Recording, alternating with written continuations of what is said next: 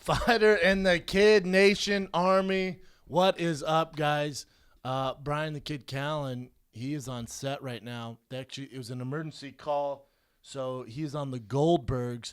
So it's a one-man shop right now, one-man show, but we do have the lovely and talented, I don't know why I said lovely.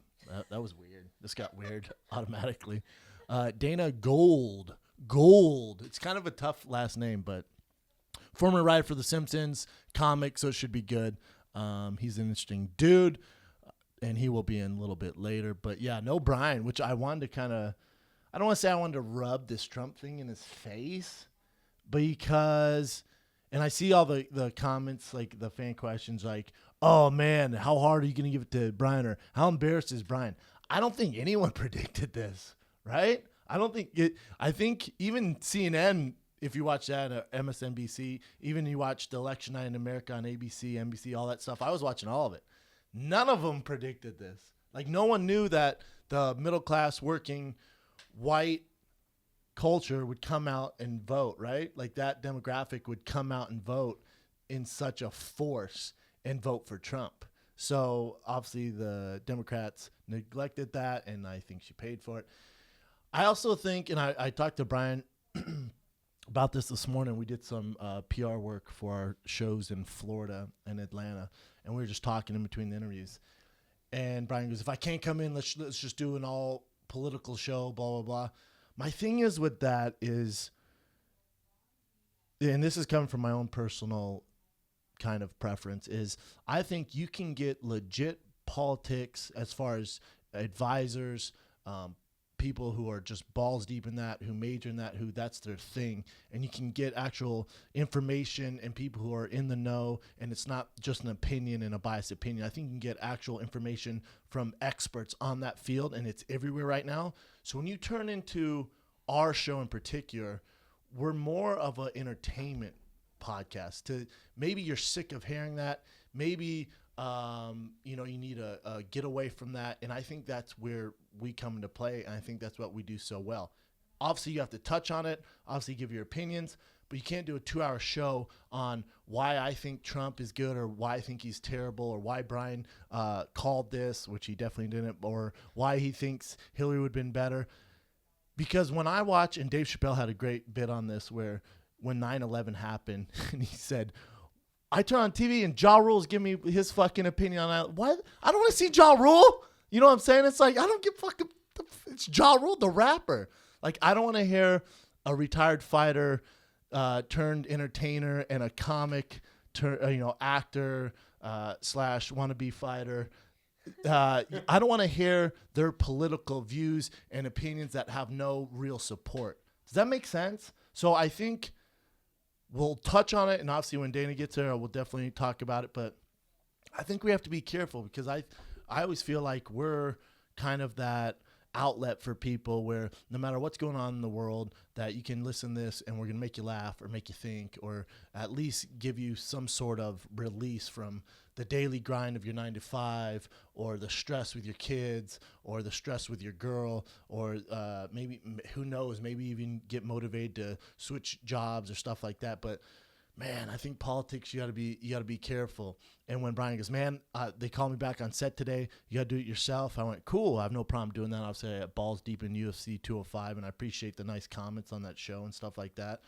And it's not that I don't like doing that. It's just that, again, I think we're released. I think when you get that detailed into fighting, you pigeonhole yourself in the listeners, and you're going only after one demographic. So when Brian and I decided to do this podcast, Brian wanted to do all fight podcasts, and I said, man, doing just a fight podcast and being the #1 MMA podcast in the world, that's like getting a gold medal in the Special Olympics. Cool, man, but it's like, it's not that big of a deal. You got to be well-rounded, and you got to reach out to the masses, or I don't want the obligation of doing just a fight podcast. I think if we're going to do that, and I spoke with Brian this morning about it, I think I could do for the fight weeks at a 3rd podcast a week, where I just get freaking balls deep into the fights, and it's a 45-minute podcast of me breaking down the fights. So we're not just focusing just on fighting the kid here. So if that's your thing, you like it, and it gives you that release, we still cover it, but then the Firing Kid's still the funny entertainment show that you're looking for. Does that make sense, Ev? I was thinking exactly that on the way in this morning. I was like, I think everyone's going to be probably taking the serious route. That's not our bag. I mean, Brian's educated, obviously he's super educated, and he loves politics and stuff like that. But I'm always a little bit sensitive when it comes to this, like when we're talking about sexual assault. Well, you got two white privileged males talking about sexual assault and consent. That's tough, man. I don't want to hear two fucking successful white guys talk about sexual consent. It's like the same thing applies to this. Like, and we also don't look like how much new shit are you gonna get from two, 18 to 34 white guys? I'm gonna regurgitate what I saw, what all last night, stuff like that you haven't heard. I'm my personal opinion, and I'll give that to you. And I'm sure when Dana comes in here, we'll talk about it as well. And I'm sure he's more knowledgeable on that stuff. But I tweeted out this morning. I retweeted my good buddy Brian Stan. Shout out to Brian Stan for sure. Run for president in the next 16 years. Get your shit together and quit playing grab ass in the UFC. But he would win automatically. However, Brian Stan said, no matter what, the president doesn't make this nation. The people do. So, granted, you're going to have to jump some through, despite who is elected president, the people make this nation. So whether Trump wins or Clinton wins, what makes this nation great is all the millions of people that run this nation. So whether you like Trump or not, I'm optimistic because you have to be. What else are you going to do? What are you going to do? Suck on your thumb, complain, and just be negative, and for the next 4 years, shit your pants and cry and try and figure out who's the next president? You might as well be optimistic and say, all right, well, my guy didn't win, or maybe he did. And a guy like Trump, the positives that I see just from an outsider looking in, the one thing I do like is, on this campaign tour, and Hillary's been doing it for 30 years, and she knows the ins and outs of it, and she travels around with a team, and she dots her I's, crosses her T's, and she's done it a million times, and you've seen it before, and she has this entire entourage, and it's this big ordeal. She knows exactly people are gonna ask because she's done it before. She knows exactly what she's gonna answer. Okay, we've seen that. And Trump, they say, didn't have nowhere near the entourage, traveled solo most of the time, just rolled up and was like, what's up, man? Had no plan. And I know it's a wild card. You're like, well, that's not the way politics work. Exactly. So are you happy with the state of politics in Washington, D.C. right now? No. Well, there you go. That's why Trump won. Because we know what Hillary's going to do. I think this Trump vote is a backlash towards kind of Obama and the state and of our nation, everything that's going on. People went, fuck you. We don't want to keep doing that. So we're going to go with this guy. And I think the Clintons banked on people saying, all right, we know Hillary's a little bit shady, but if you hate both candidates, you hate Hillary less. And people are like, no, actually, we can't stand her. We think she's Satan, and we're actually going to go with the reality star, the reality freaking real estate mogul. We're going to go with that guy. I think out of people were so disgusted with a lot of Hillary's things and what she did that Trump and her, what I'm saying, like the only person that really could, it's just such a shit show. I don't even know it's such a shit show. Stop trying to find some happy middle ground here. There's really not, man. It sucks. It sucks one way or the other. Does it though? Does it really suck? I mean, going back to what you were saying, it's like at the end of the day, look, you still need the support of Congress and Senate to get any. The Republicans have that though. The House of Representatives, the majority is Republican now. Yeah, but remember the party line is divided towards the Republicans. They have control of the House, but that doesn't mean that they're all going to vote it in. Whatever if he throws some insane plan out there, like let's just go with the wall situation as an example. If he literally goes, I want to spend $1 trillion, $2 trillion to build this wall. There's some hoops to jump through. Realistically, he's not going to get the entire party to. I mean, Great, I didn't think he would get to the presidency in the first place, so you never fucking know. But realistically, he probably wouldn't get that. So it's not like he can just be like, wake up in the morning and be like, you know what? I want to make it mandatory that everybody needs to go swimming with sharks every day. Yeah, I mean, he can not mess that up. much is gonna happen, He can probably. mess up some things. Not as far as right now, but for the future and for my kid, he could really mess up the economy and stuff like that, which you got to be a little worried about. Yeah. This is my thing. What's scary to me is kind of, God, how do you put this? And then we're gonna move on. But what's scary to me is, with Trump winning, does it show you how real racism is in the world? Sure does. Especially in our nation, because you look at the states that he won, and you're like, well, the South racist as fuck. The South racist as fuck. You look at like all the, and I'm like, well, that's weird. And my girl she's born in Mexico. She's a U.S. citizen.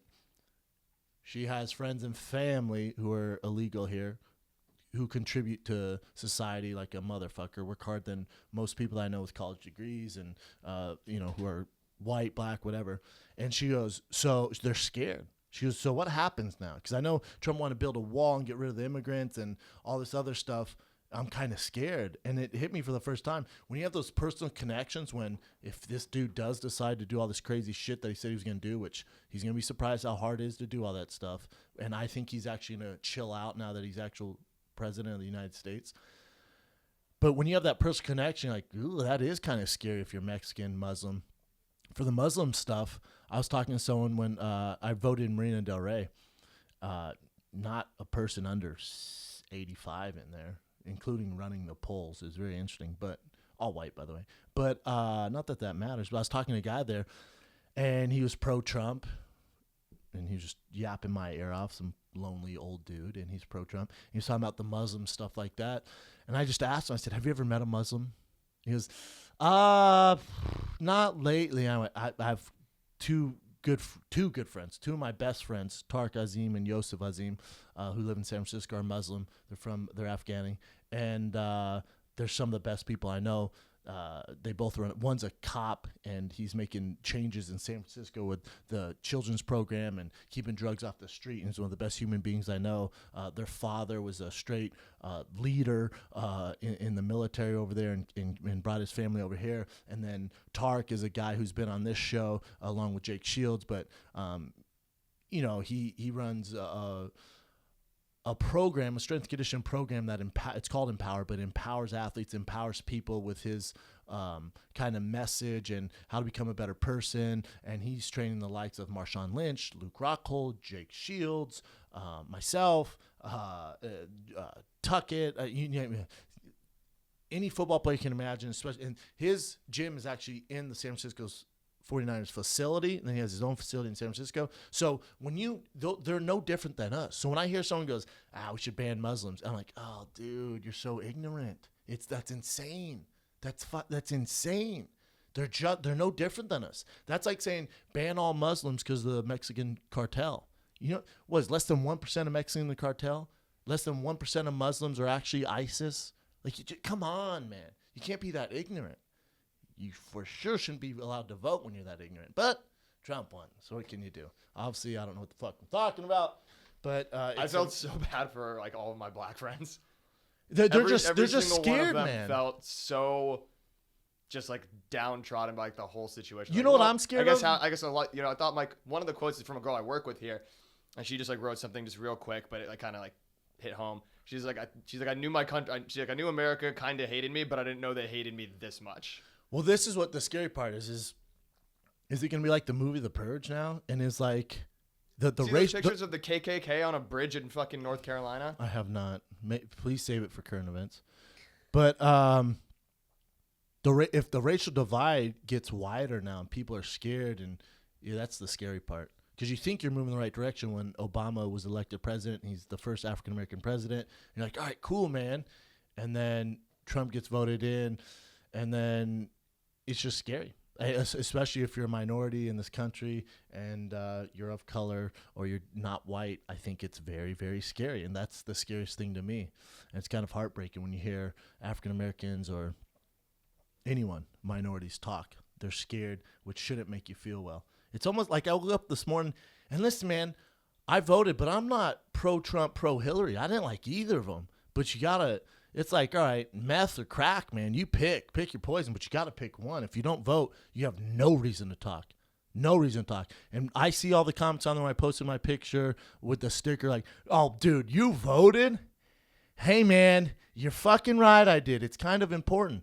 Oh, votes don't count. Well, who's telling you that? They're probably not educated, or they probably don't know what the fuck they're talking about. And also, if you didn't vote, you can't complain. If you don't vote, that just means you're cool with everything. If you don't vote, you're just that guy who's along for the ride. So shut your mouth. If you're along for the ride, you can't tell us where this ride's going to go. If I'm driving, if I'm an Uber driver, and I just pick your ass up, guess what, man? You're going where the fuck I want to go. If I'm driving this ride, I don't give a fuck where you want to go. You have no vested interest. You didn't vote. You don't count. So to me, it's this weird subculture. People lash out at people that vote or care. You think that makes a difference, bro? Yeah, I do. And I actually saw a difference last night. Did it go the way I thought? No, I don't think anyone thought. But it's interesting, man. It's very interesting. I don't know how you can say that when, like, I don't fact check me on this because I might be wrong with the state, but I'm pretty sure that, like, New Hampshire, I think, was separated by 96 votes. At one point, it was 15 votes. They're like, your vote doesn't count? Are you fucking kidding me?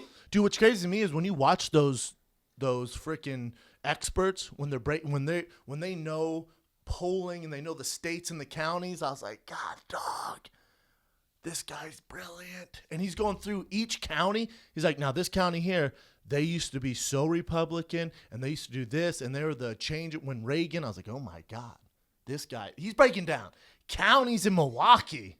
That motherfucker, I was like, God, dog, I was into it, man. I was super. It's cool to see someone that knowledgeable on that certain aspect of politics, man. It's really dope.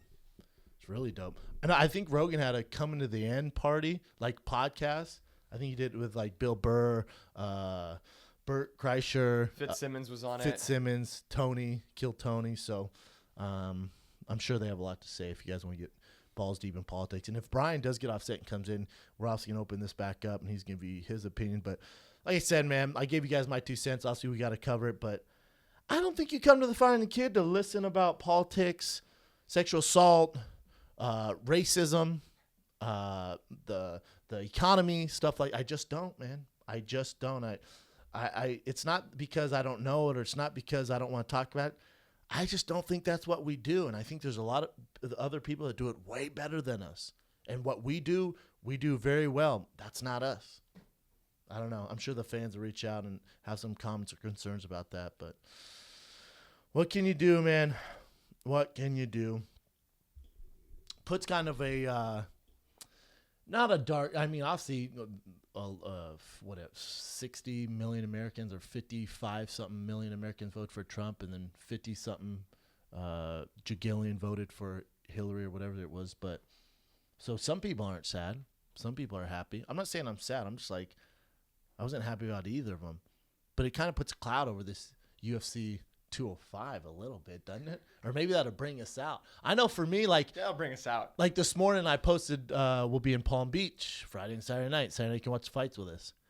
I mean, people are like, come on, man, right now? You can do this right now? Like, I don't know what else to do, man. What the fuck you want me to do? I guess I could post like an old school picture with Trump or something, but I don't know what. The show goes on, man. America's gonna go on. It's not 9/11. No one died. No, it's what the people. The people are what make this country great. Like I said, I'm optimistic, man. I don't know any other way you're gonna be. There's just no other way to be. You better get on the train. You accept him as our president. Let's move on. I think he's gonna come. We gotta stop talking politics, but I think he's gonna. I think he said all this outlandish shit, and now he's actually in the White House. He's actually gonna calm down a little. He's still gonna be himself. You can't control Donald Trump, but he's still gonna be himself. But he's gonna chill out on some of those super aggro and outlandish claims, and he's going to surround himself with a committee because they were going over what the president does. Dude, that job, are you kidding me? Good luck, man. You think he has his hair shitty now? They need to do it before and after, just like they do there. Wait 4 years. The bags under his eyes, he's going to look like a goddamn bloodhound when he's done. I mean, the wear and tear presidents take, man, for those four. It's Look, insane. Obama. He Black came in don't like a crack. spry young man. They say black don't crack. Well, become president. That motherfucker aged like a fucking avocado. I mean, he just the president. It's so much stress. You can't win. No one's ever happy. It's just like a fucking Reddit form all the time on your ass. Just negative no matter what. Just negative all the time. Or it's like the old school ShareDog form. You just can't win. Everyone hates everything in life. Yep. That's the president. That's what you do, man. Tough gig. Tough gig. That's why the smartest people in the world don't run for it. Like, do what? Nah. I'll tell you what wasn't a good sign. When see Brian saying get in the office, that strong jawline is just going to start crumbling in on itself. At least lose your hair. Yeah, hair's gone. It's a tough gig, man. Over under assassinations attempt on Trump in his 4 years. I give it 4. I think 1 a year. You think 1 a year? One very high level execute assassination a year sounds reasonable. You're gonna get 1 for sure. Have we seen an actual attempted assassination in our lifetime? We haven't. No Obama, no Clinton, you know no what? Bush. No, you know what? You go Did through, Reagan? No, you go through. Well, yes, but you go through those and you say that. But if you talk to someone who's in the CIA or the intelligence team, I'm sure. and they're like, sure. "Oh, don't get it twisted. We just don't want to put anyone in panic or increase the actual attempts." They're nonstop. But they're just shutting it down, putting out fires left and right. I'm talking about getting the shot off. No, we don't see that. But as far as them intercepting the plan, I mean it's nonstop.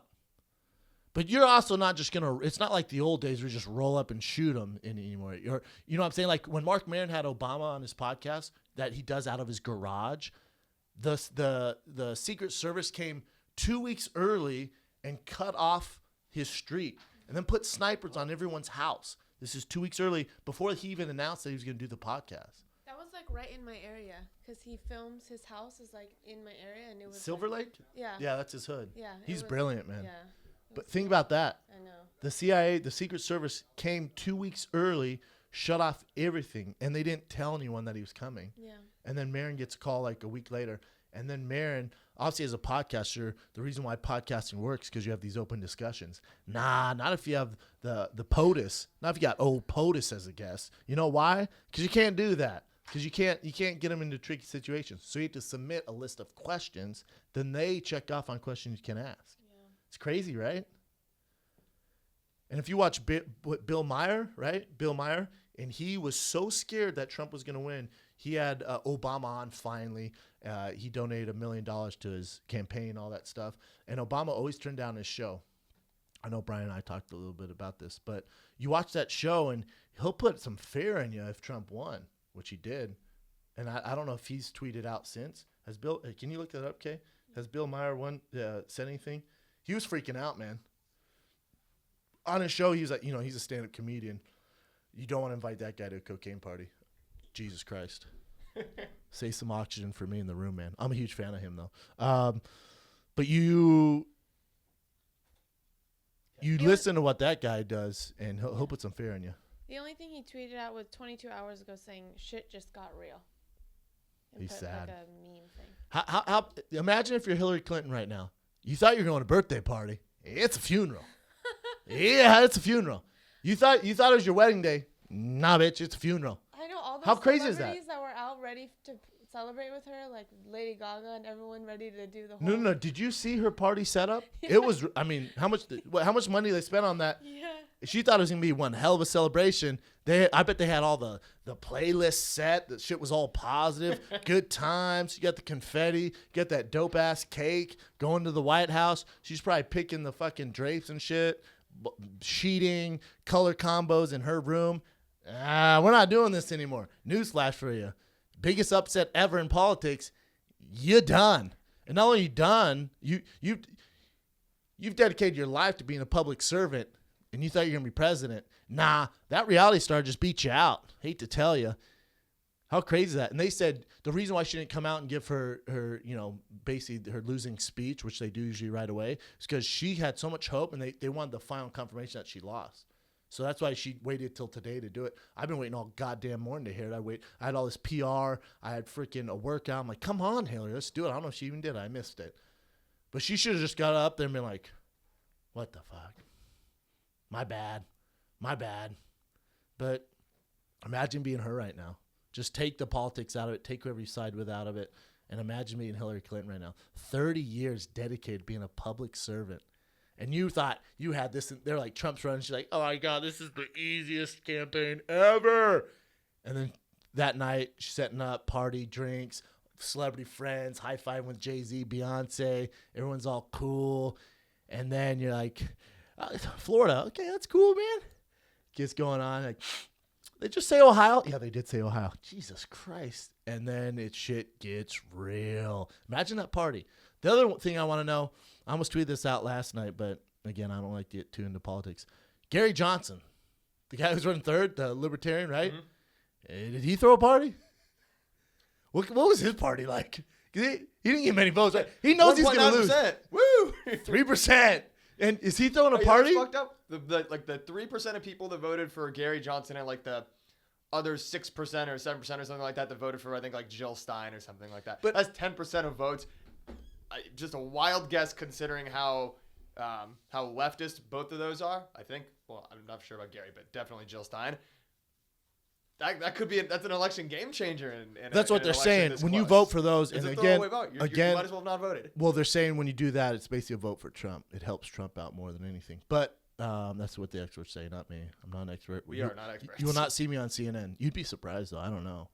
I've been asked to do some weird shit lately. However, Gary Johnson. Imagine that party, Gary Johnson. I mean, that's like an 8th round draft pick throwing a first round party, like he's going to the NFL.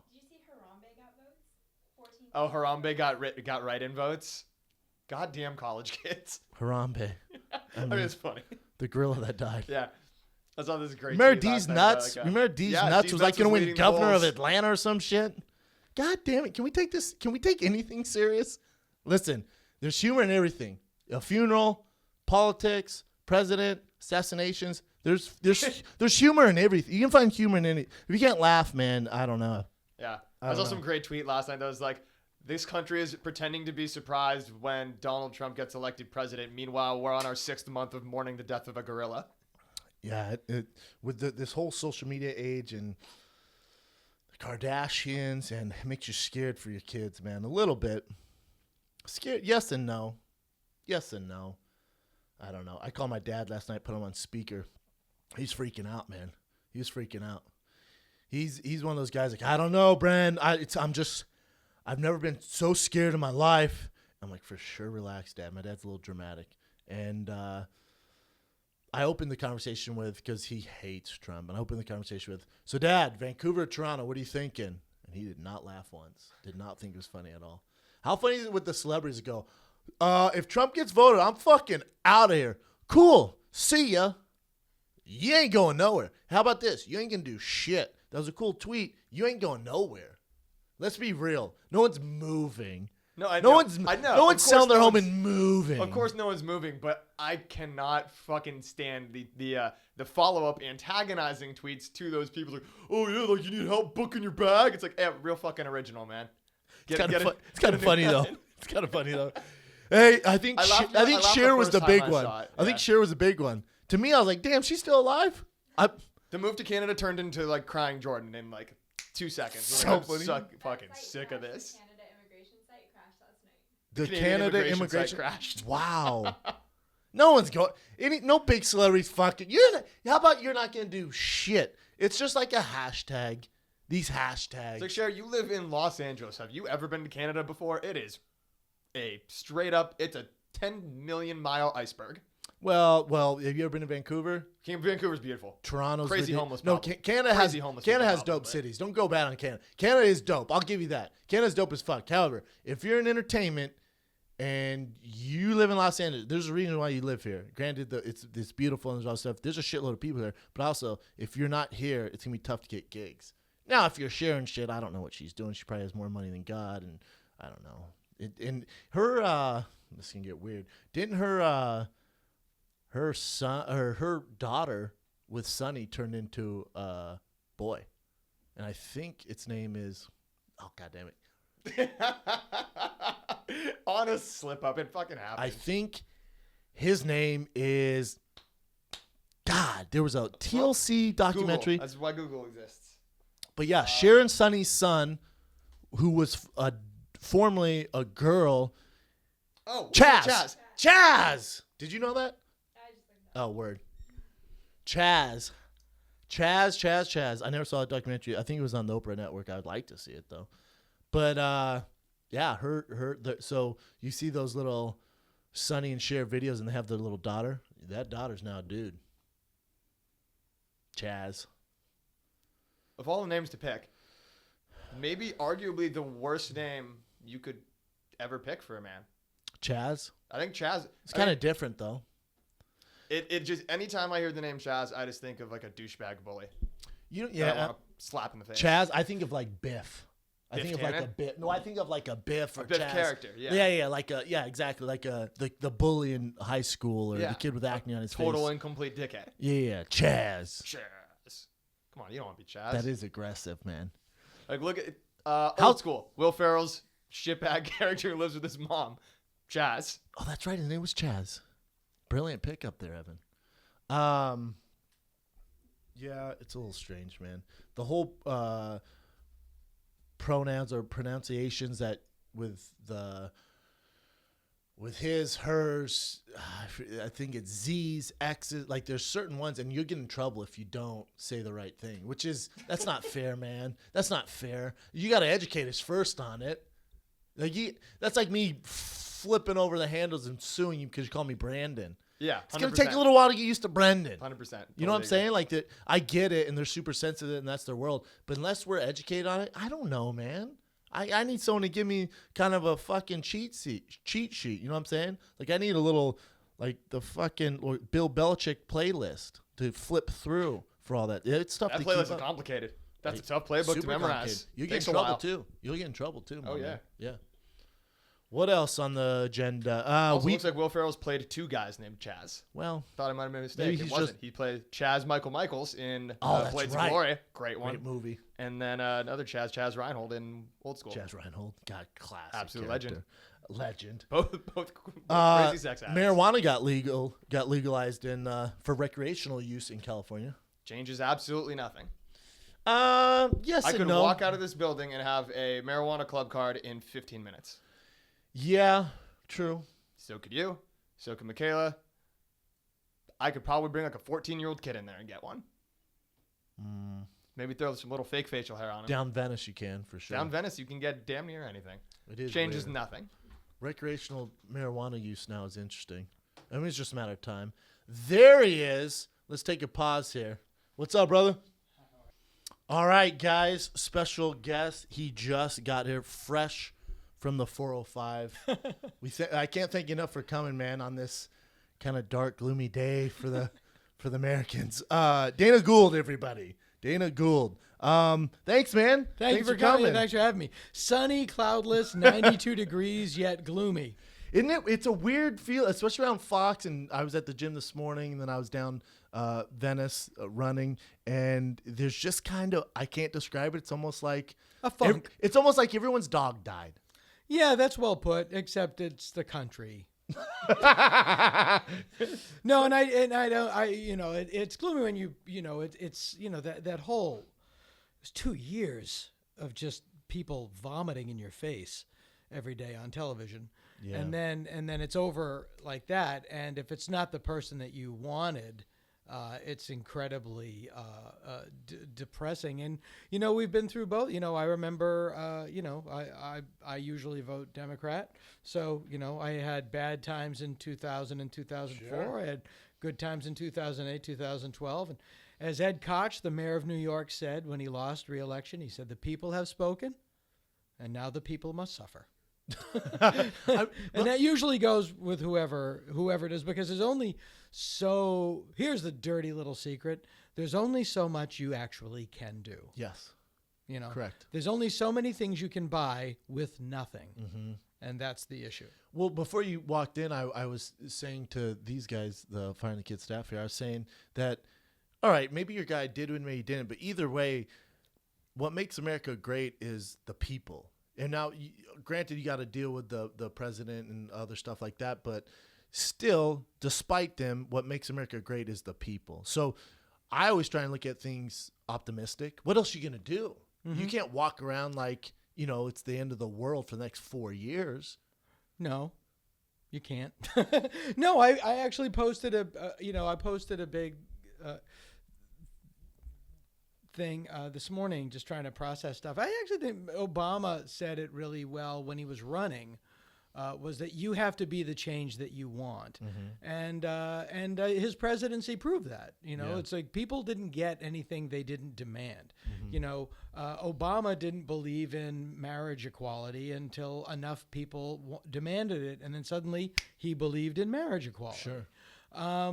Which is weird because most of the people opposed to gay marriage also feel that gay sex is an abomination, and really what will stamp out gay sex faster than gay marriage? But be that as it may, I think that you have to just sort of, and that's the real, when America was formed, they said for one thing, we're not a democracy, we're a republic. Mm-hmm. And we're a representative democracy. And they said, you have a democracy if you can keep it. Yeah. And people get out of it what they put into it. 46% of the population didn't vote. Well, and we don't really know what happened. Then you can't complain. That's my if you didn't vote, you really can't complain. Yeah. You're just a freeloader. You're just along for the ride. Yeah. Although George Carlin said, actually, I didn't vote. I'm the only one that has the right to complain. You're the one that but I think that people just have to. I don't. By and large, I don't really feel that the vagaries of the presidency get down to your life. Mm-hmm. I did. My life was fine under Bush. It was fine under Obama. Things move and the economy changes, and there are different ways of doing it. But the system tends to be more self-corrective. Sure. And right now what you have, I think two things. And we certainly don't need to talk about this all day, but it's fun to process a little bit. Yeah, I'd love to hear your thoughts on it. You have. The world is changing at a rapid rate, and a lot of people are terrified, especially the people in what used to be the manufacturing base of America: Ohio, Wisconsin, Michigan, all of these places that were blue collar, middle class, industrial based economies, and all that industry went away because of globalization. It's all now in China. And where people are building iPhones for 2 cents a day, mm-hmm. and they can't keep up. And these people are struggling, and their wife is driving the minivan as an Uber on the weekend, and they're pissed, and they don't feel like anybody is paying attention to them, and that's because no one has been. Mm-hmm. And so I think this was a very healthy wake up call. The problem is, Donald Trump is not going to be able to bring back the manufacturing base to the country. He's going to tell GM and Apple to open up factories in the Midwest, and they're going to laugh at him. Fuck you. Yeah, they're going to laugh at him. Right. Mm-hmm. And it doesn't work like that, really. It doesn't work like that. That's called fascism, where the government controls the corporations. But also, for the first time, but it's good that issue is known, mm-hmm. and these people have to move into the new economy. I don't know how. But evolution, if you just look at evolution, does not favor the strongest. It favors that which is the most adaptable to change. Mm. If you don't believe me, ask a brontosaurus. You can't find one, but you can find a cockroach, mm-hmm. and they were around at the same time. Mm-hmm. That's really what it boils down to. You have to be able to change. The 50s aren't coming back. Yeah. I like that. Is it, and now for people that don't know, if you don't know, you might be a brontosaurus, but you were a writer on The Simpsons for 15 years? Oh God, no. How long? Seven. Sorry. Felt like 15. The Simpsons kind of predicted this. I made a post as you were coming in. Yeah, we did predict it. Yeah. Yes. Yeah, I made a post when you came in, right before you came in, that, just let you guys know, in honor of Dana being on the show, The Simpsons predicted this, and it shows a picture of Trump and him going down the elevator, and then someone posted, I think I got it from World Star, that they showed the exact same thing in real life of Trump going down the elevator with the exact same motion that The Simpsons we predicted Schwarzenegger would become the president. not Trump. I actually would have preferred Schwarzenegger. Yeah. It's how do you make people's like comedy's going to have a golden age now? Like, I don't know. I don't. What? It's how do you make fun of it? Well, how do you keep it original though? Is the thing, because how many? That's the easy pickings right now. Is Trump? I mean, how many comics are you gonna hear right now do Trump bits and they do the Trump impressions and all that stuff? Yeah. You got to get creative, man, if you're gonna stick out in that world. Yeah, I don't know if that's it the right is, angle to go. Yeah, we have gone from my body, my choice to don't grab my pussy. I mean, I think people are losing ground in this argument. Yeah, I agree. Going back to The Simpsons, I remember the Simpsons been on how long? 25 years? 437 years. The it Brontosaurus started in watched it. 1991, I believe it started. I remember the first one. I remember my brother rushing me Santa's Little home Helper? to watch it. Yeah, rushing me home to watch it, and then obviously now it's become this, one. It was very different. They even looked different. They back look then, different. Yeah. That was Sam Simon, who sadly passed away earlier this year. Matt Groening designed the show originally. Matt Groening used to have a cartoon in LA Weekly called Life in Hell, and I think it's still in the LA Weekly. It's a little bunny rabbit and these weird 3-panel cartoons. The rabbit kind of looks like the Simpsons. Yeah, well, mouth, it was the though. original. Yeah, Yes. but the rabbit was before the Simpsons. Yes. And when Fox was doing the Tracy Ullman show, they wanted Life in Hell for interstitial cartoons because I think Jim Brooks was a big fan of it. And they brought Matt in, and Matt didn't want to give away Life in Hell, which was his baby. So he quickly drew his family on a napkin, his dad and him and his sister and his mom. Drew Life in Hell versions, and he brought it into the meeting and literally thought of it in the waiting room. I was like, well, this is a family. I also have this idea. And like, great, we'll do that. And the original versions of The Simpsons that you see in the Tracy Ullman show and in the pilot of The Simpsons are more Matt's design. It was Sam Simon who was the third pillar of the original team. It was Jim Brooks, Matt Groening, and Sam Simon. And Sam was the one that sort of redesigned the characters and made them what you recognize today, sort of smoothed them out and created really the depth of Springfield and all of that stuff. What makes that dynamic, because obviously going on for 20-something odd years is tough to do. What makes that, in being behind the scenes and working with The Simpsons, what makes that dynamic so special? Like, what is it about The Simpsons, being part of The Simpsons and being a writer, creator, and all that stuff? Because what they've done is a combination of two things, I think. One is it's lightning in a bottle. People don't know how to make hits. No, I don't think no one does. Yeah. If they did, they would just make hits. That's the beauty of television or music or stand-up comedy, that you don't know if it's going to resonate. I'll think of a joke, and it might be really funny, and it might not be really funny. And after doing it for 86 years now, 86 is a long time, sir. Yeah. I still don't know if something's going to work until I try it. And I'll be at the Punchline in San Francisco this weekend trying it. Love the Punchline. Yeah, it's a great place. And that was the beauty of The Simpsons. But with the combination of Sam and Matt and Jim, this family in this town with these people, it just worked. And it benefits from the fact that it's animated so the kids don't get older.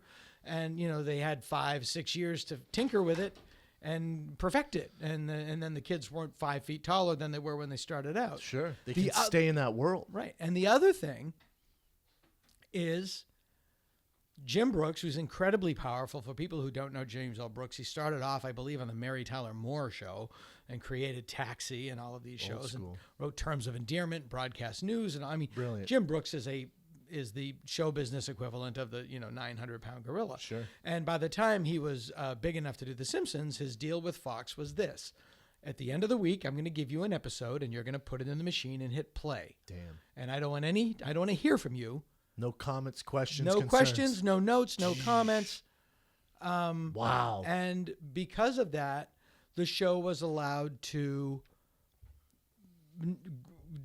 become what it was, undiluted. Now, I'm not saying all notes are bad notes, but I'm saying that many of them are. Well, they allowed him to do his vision. Right? Exactly. Which is insanely important, which I don't think you see a lot these days, which is why podcasting, obviously it's an audio show, but why podcasting is growing at an exceptional rate just because of that. Because, and it's satisfying to Yes. do.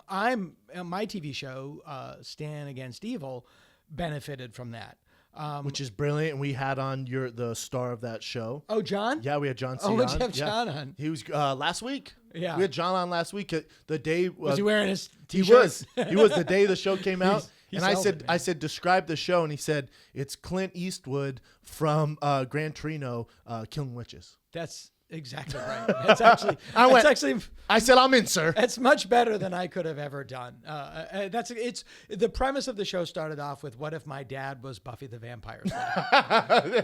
and it's not that he doesn't believe in monsters; it's just that he doesn't care. Yes. It's like there's a demon in the basement. I know, but the All-Star game's on. I'll deal with the demon later.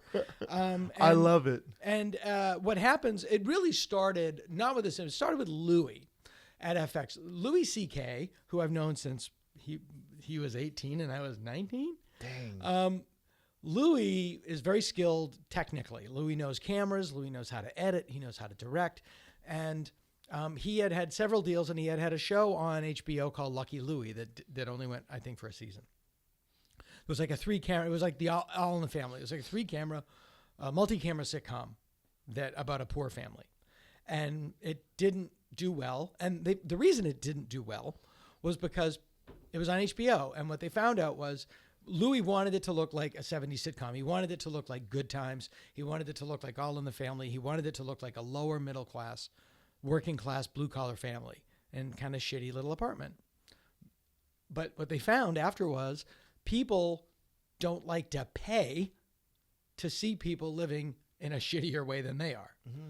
It didn't look high end. It looked low end. It looked like a sitcom from 1974. Which people don't They don't want to pay on for HBO. that. Well, they don't want to Yeah. pay for it. They don't. It doesn't matter if the show's good. People don't want to pay for it. Wow. It's just like that whole thing about, do you know why Big Macs come in a box? They don't need to come in a box. They could wrap them in paper. Yeah. But they found out people like to get shit in a box.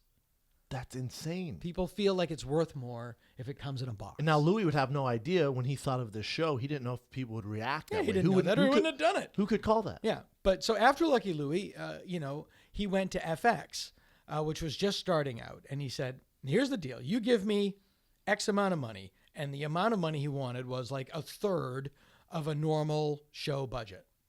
And he said, you give me the money and I'll give you the show. I don't want notes. I'm not going to, I'm going to shoot full it. creative control. Yeah, I'm going to shoot it. I'm going to cut it. I'm going to deliver it.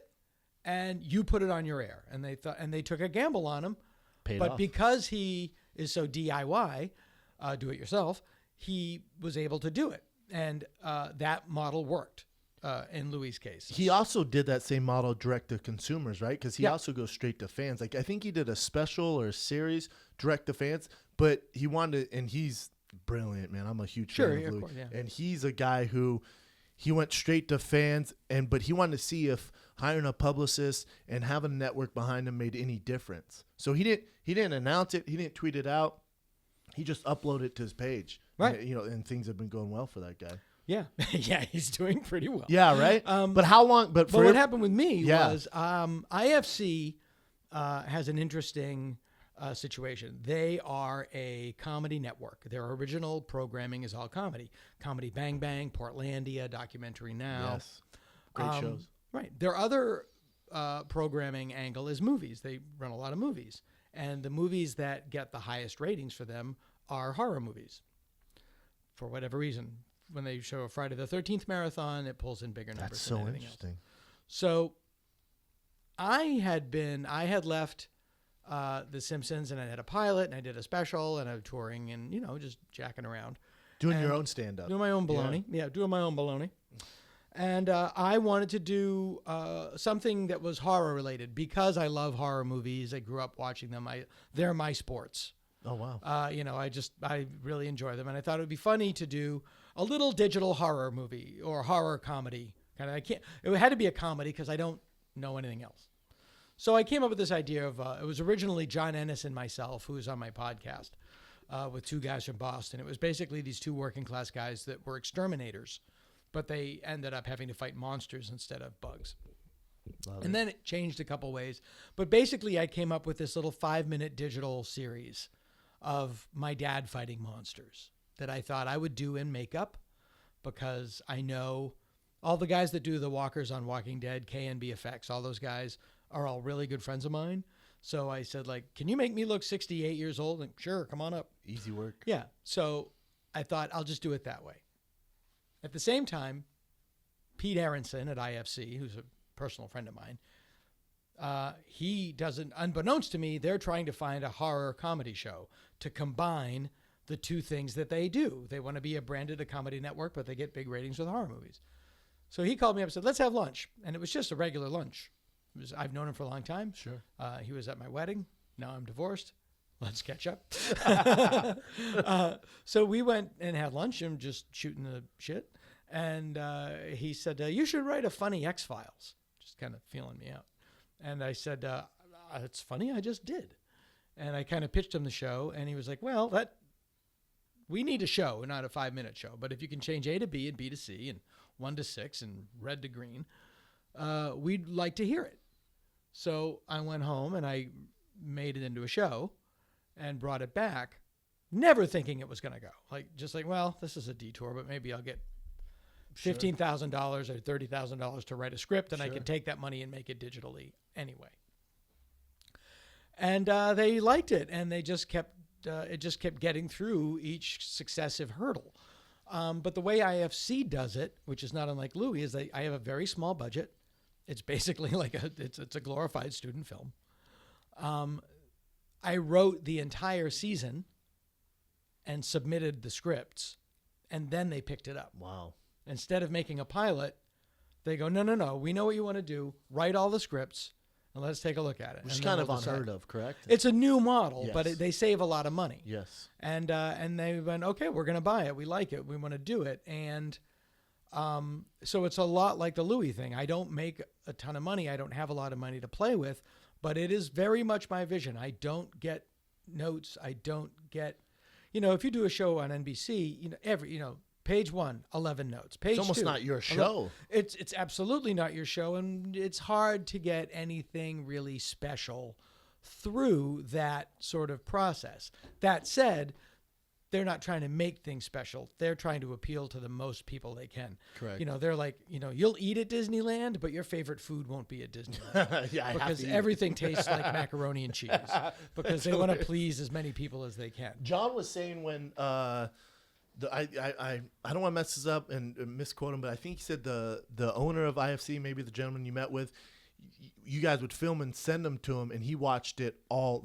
I need more. He'd watch. Oh yeah, that was the Well, IFC is owned by AMC, and as we would finish the episodes, we would send them to IFC, and IMC would send them to AMC. 2 at a time, correct? Yeah, we'd send them 2 at a time because that was just the way we were producing them. Yeah, it was just they would be done 2 at a time.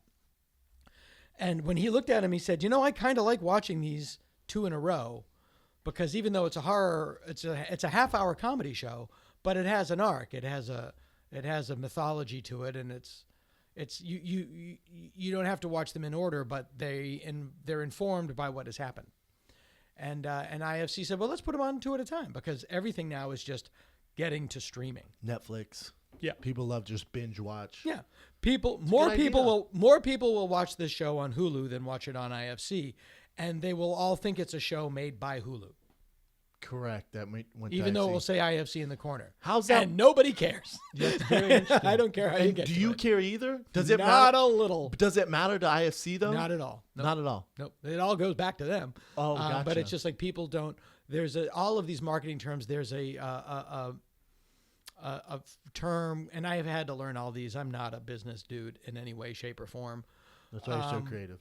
But there's a thing called screen agnostic, which is kids that have grown up with phones and car DVD players and stuff. They don't care where they see it. They don't care if they see it on a phone, in a theater, on their computer, on their laptop, on the TV. They don't give a crap. It's all wherever they see it. They want to see it when they want to see it. And that's just like you said. That's basically being a cockroach and adapting to the times because people. Well put. Yeah, because people who don't view the world as that digital space, you see, and someone who's doing it very well is a guy like Jimmy Fallon. So they might get 2 million views a night on the Tonight Show with him. But they have bits that they write specifically for YouTube and digital media that gets uploaded the next morning that gets 40 million hits. Yeah. Or you look at the karaoke. Kimmel does that too. Kimmel does that, or car karaoke. I forget that Right. gentleman's name. Yeah, James Corden. James Gordon, who his show does all right. Please quit coughing, Evan. But his show does all right. But his YouTube channel, I mean, you're looking at 60, 70 million views, which is insane. But that's them being cockroaches and adapting to the times, Right. and just like you put it to start this interview off. Right. Yeah. That's how you you have to adapt, and people like to ingest it in small bites. I like to think that for a narrative show, a half-hour show, we like to put out GIFs and things like that, and to kind of get people into the show. And so far, so good. The first episodes were up against the Game 7 of the World Series. That's tough. And it still had the highest ratings of any original programming on IFC in 2 years. Good for you. It crushed. That's awesome. Yeah, so if you I keep it watched up. it. Yeah. I really dug it. And now that there's nothing big on TV now. There's not, especially last night. You I guys know, should have like- aired it last Well, night. I couldn't everybody's find just like, anything. I know, everybody's just like in a punch-drunk haze. How tough is it to write a comedy horror flick? Because when I think of, especially a TV series, when I think of that, I think of, I guess, Zombieland. Yeah, Zombieland's great. Zombieland was a good one. Would Army of Darkness count? Absolutely. Army of Darkness, Yeah, Zombieland. there's not a lot, though. No, well, there are certain ways to do it. There's the Young Frankenstein way, which is just you use the premise of a horror movie to do a comedy.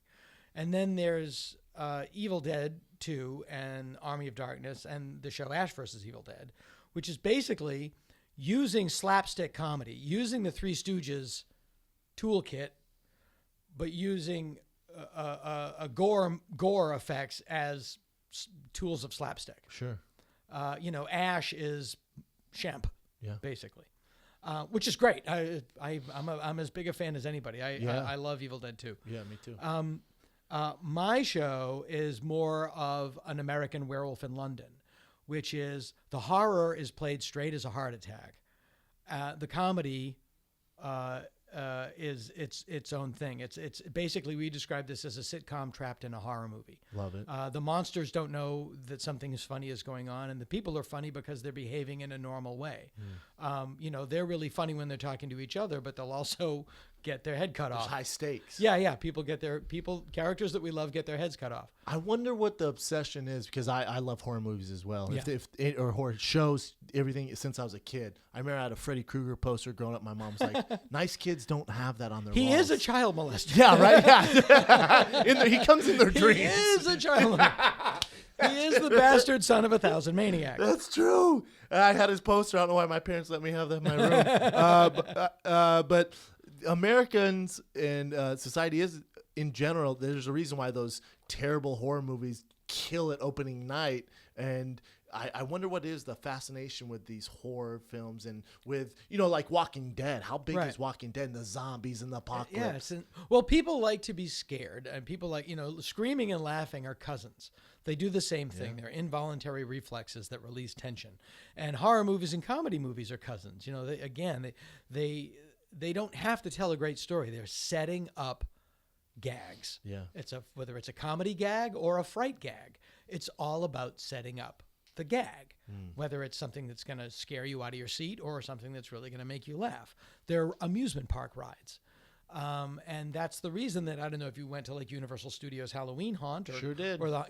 As did I. It's like this every night. There's 20,000 people there. Like people love it. And it's because it's a great tension relief. It lets you blow the water out of your snorkel, as they say. It is interesting. And I'm a smart guy. I like serious television, but this is not Me it. too. Yeah. Yeah, this is a comic book. It's 21 minutes and 30 seconds long with a half hour with commercials, and it's really funny and it's really scary and stuff blows up and then you're done. But I think that's what people like. Like, you look, especially in today's society, but you look at the big action movies now, or these huge budget films. It's all comic books. It's all Marvel, DC. Absolutely. That's the way entertainment's headed. Yeah, it's very hard to make a movie without Iron Man in it. It's hard to get a movie funded unless Iron Man's in it, Yeah, if you put Danish Girl and Spider-Man together, you got a blockbuster. Yeah. Like it's literally like either Yeah. something like that has to do with gays and that stuff, Right. Or it's action Yeah. with superstars. If I wrote a show about a bipolar trans woman struggling with her sobriety, that happens to fight crime at night, right, yeah, you're going to win an fought Oscar. Zombies, I would. If I just wrote that, I get an Oscar. If I added that she was a monster hunter, then people would actually watch it. So it's all in what you do. But these things go in cycles, and there are reasons I think that zombies are very popular now. Horror movies and science fiction movies tend to reflect the times that they're in. Meaning, well, I'll give you an example. Frankenstein, when it came out in the early 30s, it was very, very popular, and it was really a story of like the ascent of the industrial age. Frankenstein was made by machines. He was not a human being. He was made by machines, and that was a big existential concern at the time. Was the beginning of the industrial age. And then the Depression and World War II, people just needed escapism, and that's why during those years, the Wolfman, Dracula, all those movies came out because people just wanted to think about anything but what was going on outside. Yeah. With the Depression and World War II, life was scary enough. They wanted to go to a weird time and see a mummy or a Wolfman or just something that took them out of the terror of their regular life. Sure. In the 50s, the big fear was that we were going to get into a nuclear war, with an atomic war with Russia.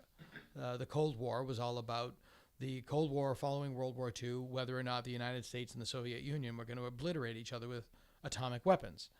And all of those, that's when you get all those giant spider, giant bug movies, Them, Praying Mantis, War of the Worlds. It was all about either the effects of atomic radiation, Godzilla, yeah. or an alien invasion, War of the Worlds, The Day the Earth Stood Still, Earth versus the Flying Saucers.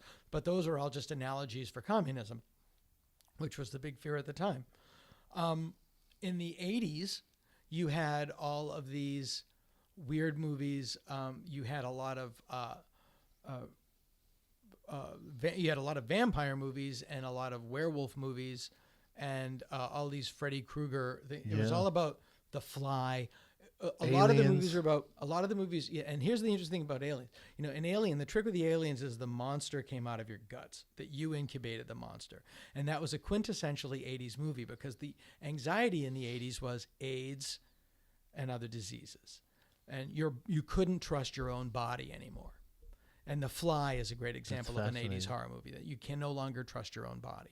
And I think now, and this goes to what we were talking about before with, people feel like life is cheap.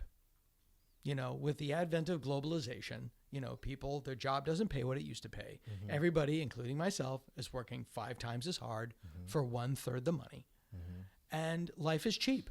And people feel dehumanized. And what is more evocative of that than walkers or zombies? Just people who mean nothing, that are worth nothing. Damn, I that never you thought just of get this, they man. get slaughtered en masse. And people, I think, are able to process that anxiety by watching that. I think that's why these things, they sort of echo the time that they're in. That's fascinating because zombies now are kind of the big. They're big ubiquitous hype now. thing. Yeah, I mean, you put a can't get zombie in a around them. movie or show, you're good. Yeah, and it's funny, but people put like the first great zombie movie. I mean, zombies go back to the 20s, and there was I Walked with a Zombie was made in 1944 or 46 by Val Lewton, but it wasn't a zombie what you think of today. It was a true Haitian voodoo ritual zombie. I mean, that's where they started, correct? Yeah, well, zombies really are purportedly the Walking Dead created from a voodoo ceremony in Haiti, and there were all sorts of movies about that. I Walked with a Zombie. It's a real thing. The best example is The Serpent and the Rainbow, which is about the true story of the guy that went to Haiti and investigated how this thing really works. Because there really is purportedly zombies in Haiti. It's a religious. And now they think they're in New Orleans, like started in New Orleans, Yeah, because a lot of and Haitians it's are all in New Orleans. a shell game and stuff. But it's at some point along the line that became what we know of as walkers, and that really goes to Night of the Living Dead, which George Romero made in 1968. Now, at the time, it was made in black and white, and George Romero got a lot of credit and critical applause because they said it was a satire of Vietnam, because it was a low-budget movie and it looked like Vietnamese war footage of people getting mowed down, and it was all about the cheapening of human life, the inhumanity of war, and he got all of this acclaim for it. And then he quietly said, it's black and white because it was cheap. Yeah. And it looks cheap because it is cheap. Yeah. Yeah. You know, people tend to go back and put on, give things credit that they weren't really aiming for it at the begin with. But if it fits, it fits. And, you know, maybe the movie was so successful at that time because it resonated with people that could be go. That's one of the reasons that Star Trek is so popular, because in Star Trek, things work out. You know, in Star Trek, it's the 23rd century, and we're still here, and we all get along, and we've made it off the Earth. And, you know, I think one of the reasons that people love Star Trek so much is it's very hopeful. It's not Planet of the Apes. I don't want to live on that ship all my life. Yeah, Like, or wear this. I don't want to wear spandex. yeah, they Very they unforgiving. dress terrible. Yeah. There's just Bad not hair. much going on. Yeah. Yeah, but humanity's still around, and I think that that's one of the reasons that Star Trek is so successful. Certainly, Stand Against Evil, not so optimistic. And that's why people are obsessed with space and stuff like that, Yeah. because it's optimistic. It's optimistic, yeah. Days like this when you think, I gotta get out of here. Well, Elon Musk's trying to get us to Mars. So Yeah. I'm sure some people are signing up for that a little extra early. Yeah. Now. I have a feeling the first person to think of going to the moon was maybe the first, like, sort of primitive man that got married, and after a couple of months, he just walked outside, looked at the moon, and thought, I gotta get up there. There has to be something more I than gotta that. get out of here. And it made it happen. How hard is it to write, especially now with computer-generated graphics, stuff like that? Uh-huh. It's so much more of a challenge. I was talking to a gentleman who he won a whatever it is, an Oscar Academy Award for, or I think it was Academy Award for his work on Interstellar. And he was talking about, wow. and he builds models. Who is it? Lou Zudavern? No, I worked with him on a show. I did a pilot for history, and he was on one of the Was it Mars? judges on the show. It'll come to me. Were you on Mars, No, that show? no, Oh. no. I know a lot of these guys. Yeah, that's yeah, why. yeah. So he's clearly. one of those guys, and he worked on all the Batmans. Oh, great. Ian. I think his first Okay, name's yeah, Ian. yeah. I know a guy named Lou Zudavern who does the same thing. I'm sure Lou knows. There's three of them that I think they're business partners in the same Yeah. studio. So he was just talking about how I said, dude, how do you even stay relevant? How do you make money? Because you're building models, and you're the Brontosaurus. For lack of a yeah, better term. yeah, absolutely. And he goes, I get that. And he goes, and actually a lot of these places have shut down.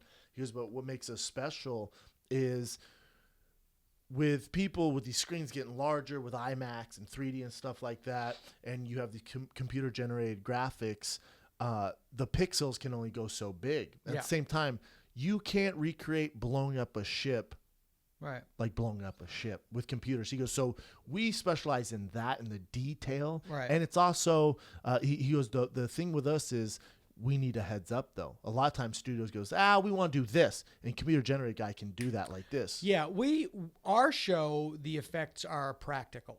We had cleanup, but we like pulling out wires and stuff. But all the monsters are giant puppets or guys in very elaborate suits. We have a guy, a spider demon. Tonight we have a pig demon, and they're all practical for two reasons. One, because it's also a comedy. It's a very tricky inside baseball kind of thing.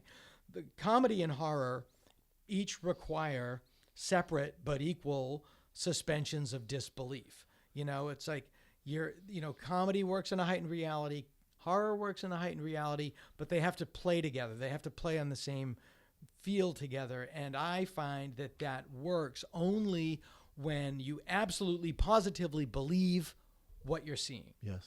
A guy seeing a pig demon, and the reason the show's funny is when a guy sees a pig demon, he shrieks and runs in the way that somebody really would. In a horror movie, a guy would see a pig demon and gasp and grab something to fight it. Yeah. In my show, they see him and they scream and they run. Because that's real life. Because that's real life, and that's why it's funny.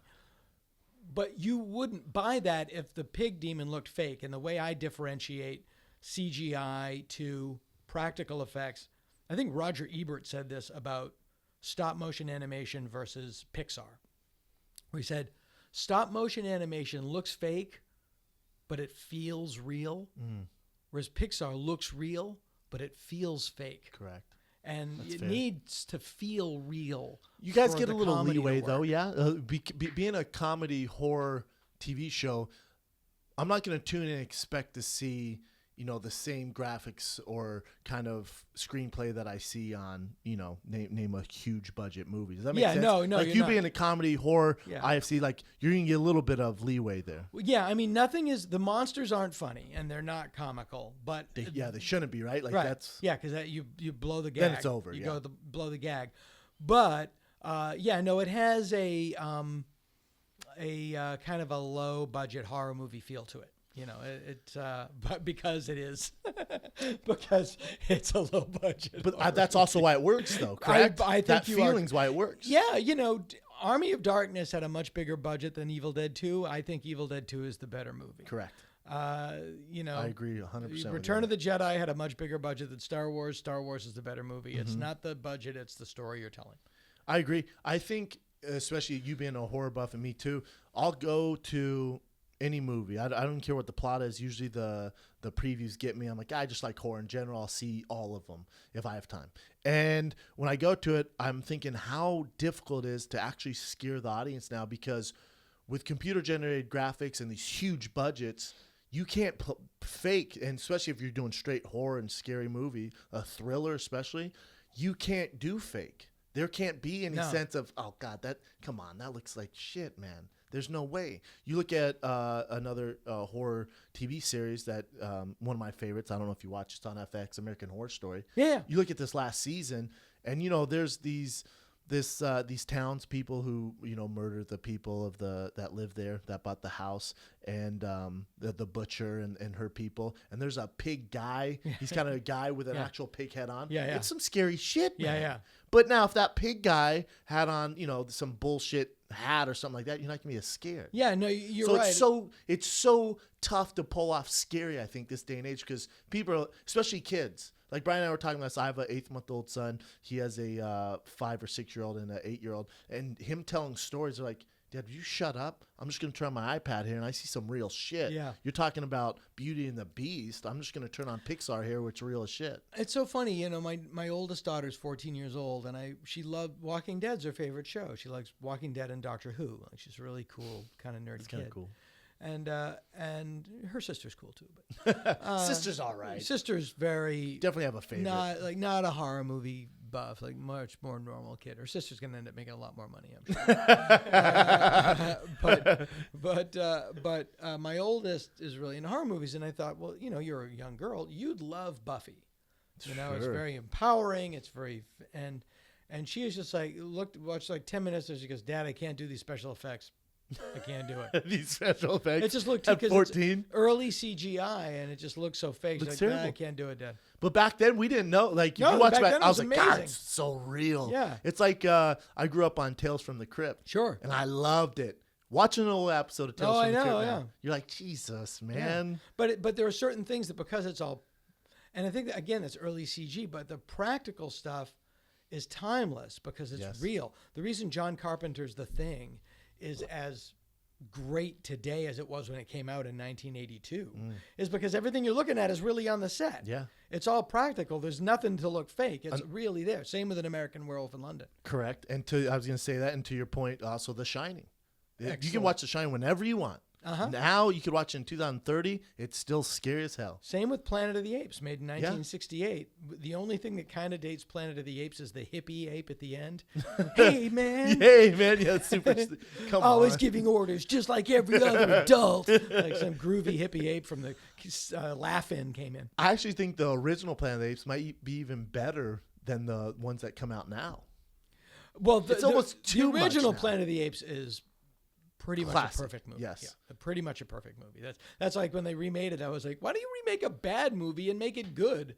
But Don't that's the remake a thing. great movie. That's the theme of your industry, right? Like they it's almost like they run out of ideas or they're bad pitches or something Yeah. like that. And they just go, let's try this. And it's a movie that was for that. Yo, they just someone's already remade done. Ben-Hur. Like, Yeah. Ben-Hur does not need to be remade. Find a crappy movie and remake that. I heard Ben Affleck's in Gone with the Wind. Are they remaking I'm just Gone with kidding. the- No, I don't know. See, But I believe that doesn't you. surprise I you. totally believe you. Yes, No, how I totally crazy is believe you. that? I would like to remake Mars Attacks. I would like to make Mars Attacks funnier. I love Mars Attacks. I love the idea of it. I wish it had more jokes. I wish it had better jokes. I like Great actors, though. It's such a great cast. But they're trying to be funny. I agree. If the people in Mars Attacks were acting as if they were in Independence Day. Yes. And then the Martians were those, that would have been much funnier. It's like when you tell a joke, you need a straight man and you need the funny guy. You know, Yes. two guys walk into a bar. There's nothing funny about that. No. You've got to set the stage to let the joke come. The best advice I ever got was from my partner, Brian Callen. We shot this comedy series together, and Brian said, the key to this is try not to be funny. Try not to be funny. Because when we first started, you know, I'm new to the business, and you know, it was a comedy show, sitcom that we released, and and he said, it's too much, man. You're trying to be funny. Yeah. Let them find the funny. The funny is gonna be you playing this as real as possible. What's your and it was favorite? the best advice I ever got. Absolutely. What's your favorite comedy movie? Dumb and Dumber, Really? probably. That's great. Yeah. I love those guys. Yeah. Dumb and Dumber, or Have you ever had those guys on, Peter and Bob Farrelly? We haven't. Oh, they're We the haven't. best. I'd love to have them on. Oh, I can hook you up. Yeah, with I'd love those that. Those They're guys. the greatest. Something about Mary. Oh, that's so great. Yeah. Now, Peter, I think Bobby lives in Rhode Island, but Peter lives up here. I know them very well, oddly, and they're the nicest guys in the world. But to your point, when you think about Dumb and Dumber, you think about something about Mary.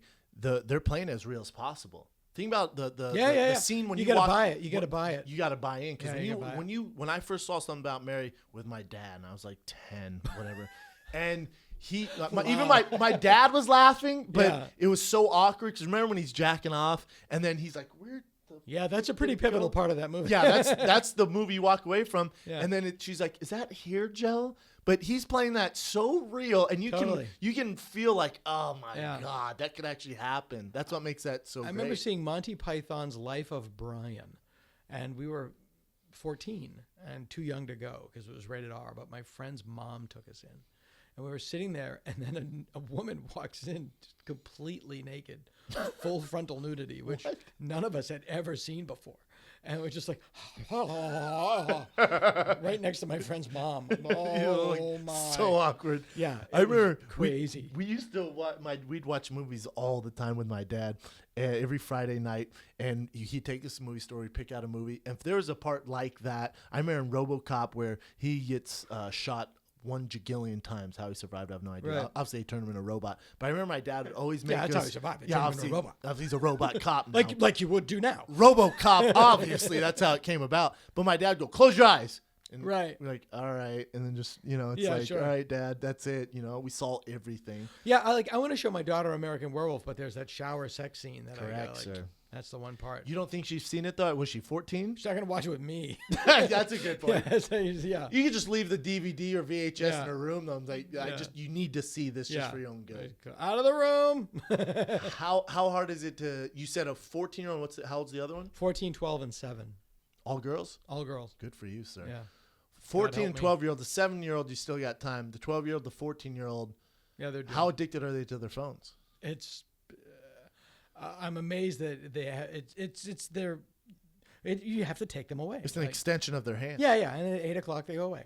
Oh, that's the rule in the house. Yeah. All right, phones go. We have a little phone charging station in the kitchen, and everything goes there. That's brilliant. So 8 or 9, like, okay, done. But Say your good nights. at school, and I don't know how it works. Like I said, my son's 8 months old, but this is what I'm worried about. This is why I'm bringing it up to you, because you have 3 that would kids. be weird getting texts from an 8-month-old kid. Just shit. just shit. Sad faced emoji. Dad, get home. Yeah. But at school, My diaper's full. Yours. Sad faced emoji. Dad, shit my pants. Cool, man. But And then your dad's real old. Son, shit my pants. Jesus, yeah, I got it coming and going. So with your daughters at school, they can just it's free phones, like it's just a free for all. Yeah, it's the but Wild no, not West. in class, but outside of class, my daughter will text me like during I'll chat. How you doing? What bus are you on today? What time do I need to get? Damn. But they can have tablets, right? Yeah, they all have tablets. Well, there's no difference between a tablet and an iPad. No, I mean, I like being able to stay in touch with her. Yeah, especially this day and age. Yeah. I just find it fascinating. Nothing annoys me more when I go into a restaurant or get coffee, or I do most of my writing at this coffee shop up the street, and literally everyone, they even might be with someone. They might be on a date. Everyone's like this. Yeah. I'm like, you realize your neck's going to get fucked up from that. Right. B, why don't you guys just talk to each other? Yeah. How about that? How about trying that? You have to put. I mean, I had that problem too. You really do have to put it away. You have to be super self-conscious and Yeah. disciplined. I do too. I have the exact same problem a lot of the time. But if I check myself, I'm usually pretty good on it. Yeah. It's scary though. I'm on a news hiatus from I took all the news off my phone, like my. Why like, is that? Just my like my screen locks. The headlines come up when I see it again. Yeah, I hear you. I'm on overload. Because you look at it and go Yeah, I through just it and read checked it? it every day and was seeing the news, and I shut it all off. And I haven't heard the news. I haven't listened to the news. I don't want to know. And Because it's negative? yeah, well, today I'm just overdosed, and I hear you. and really, none of the back and forth of the day matters.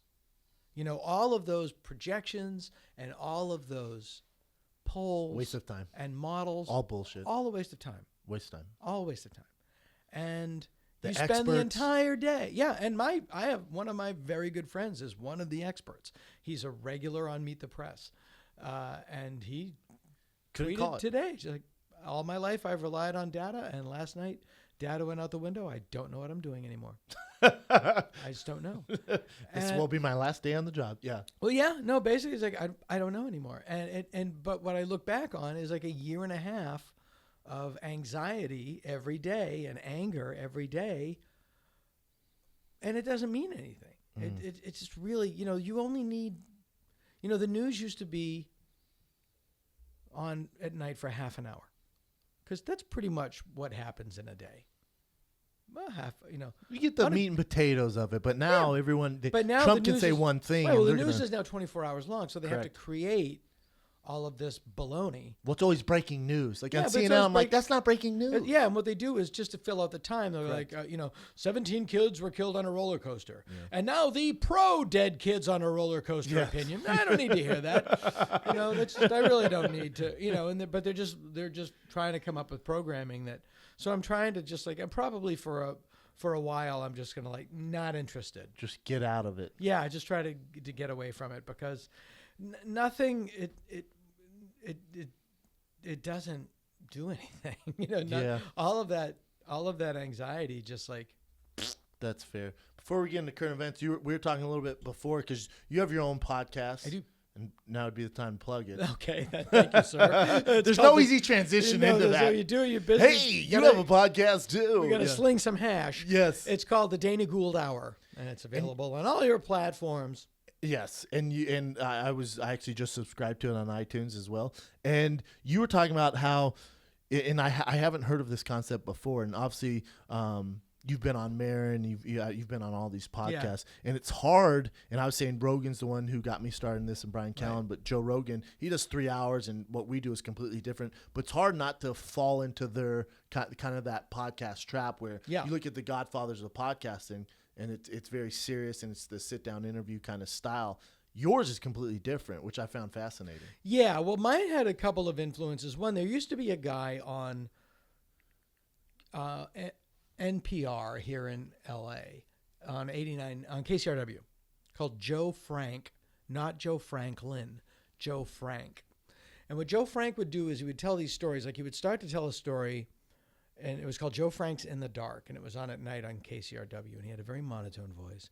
And he would talk about 5 guys that have decided to go up Mount Everest. And it was very serious as how, and there would be and he would just play like a beat underneath, like boom, boom, boom, boom, boom. It was very hypnotic, and he would drag you in. And then slowly the story would get really weird.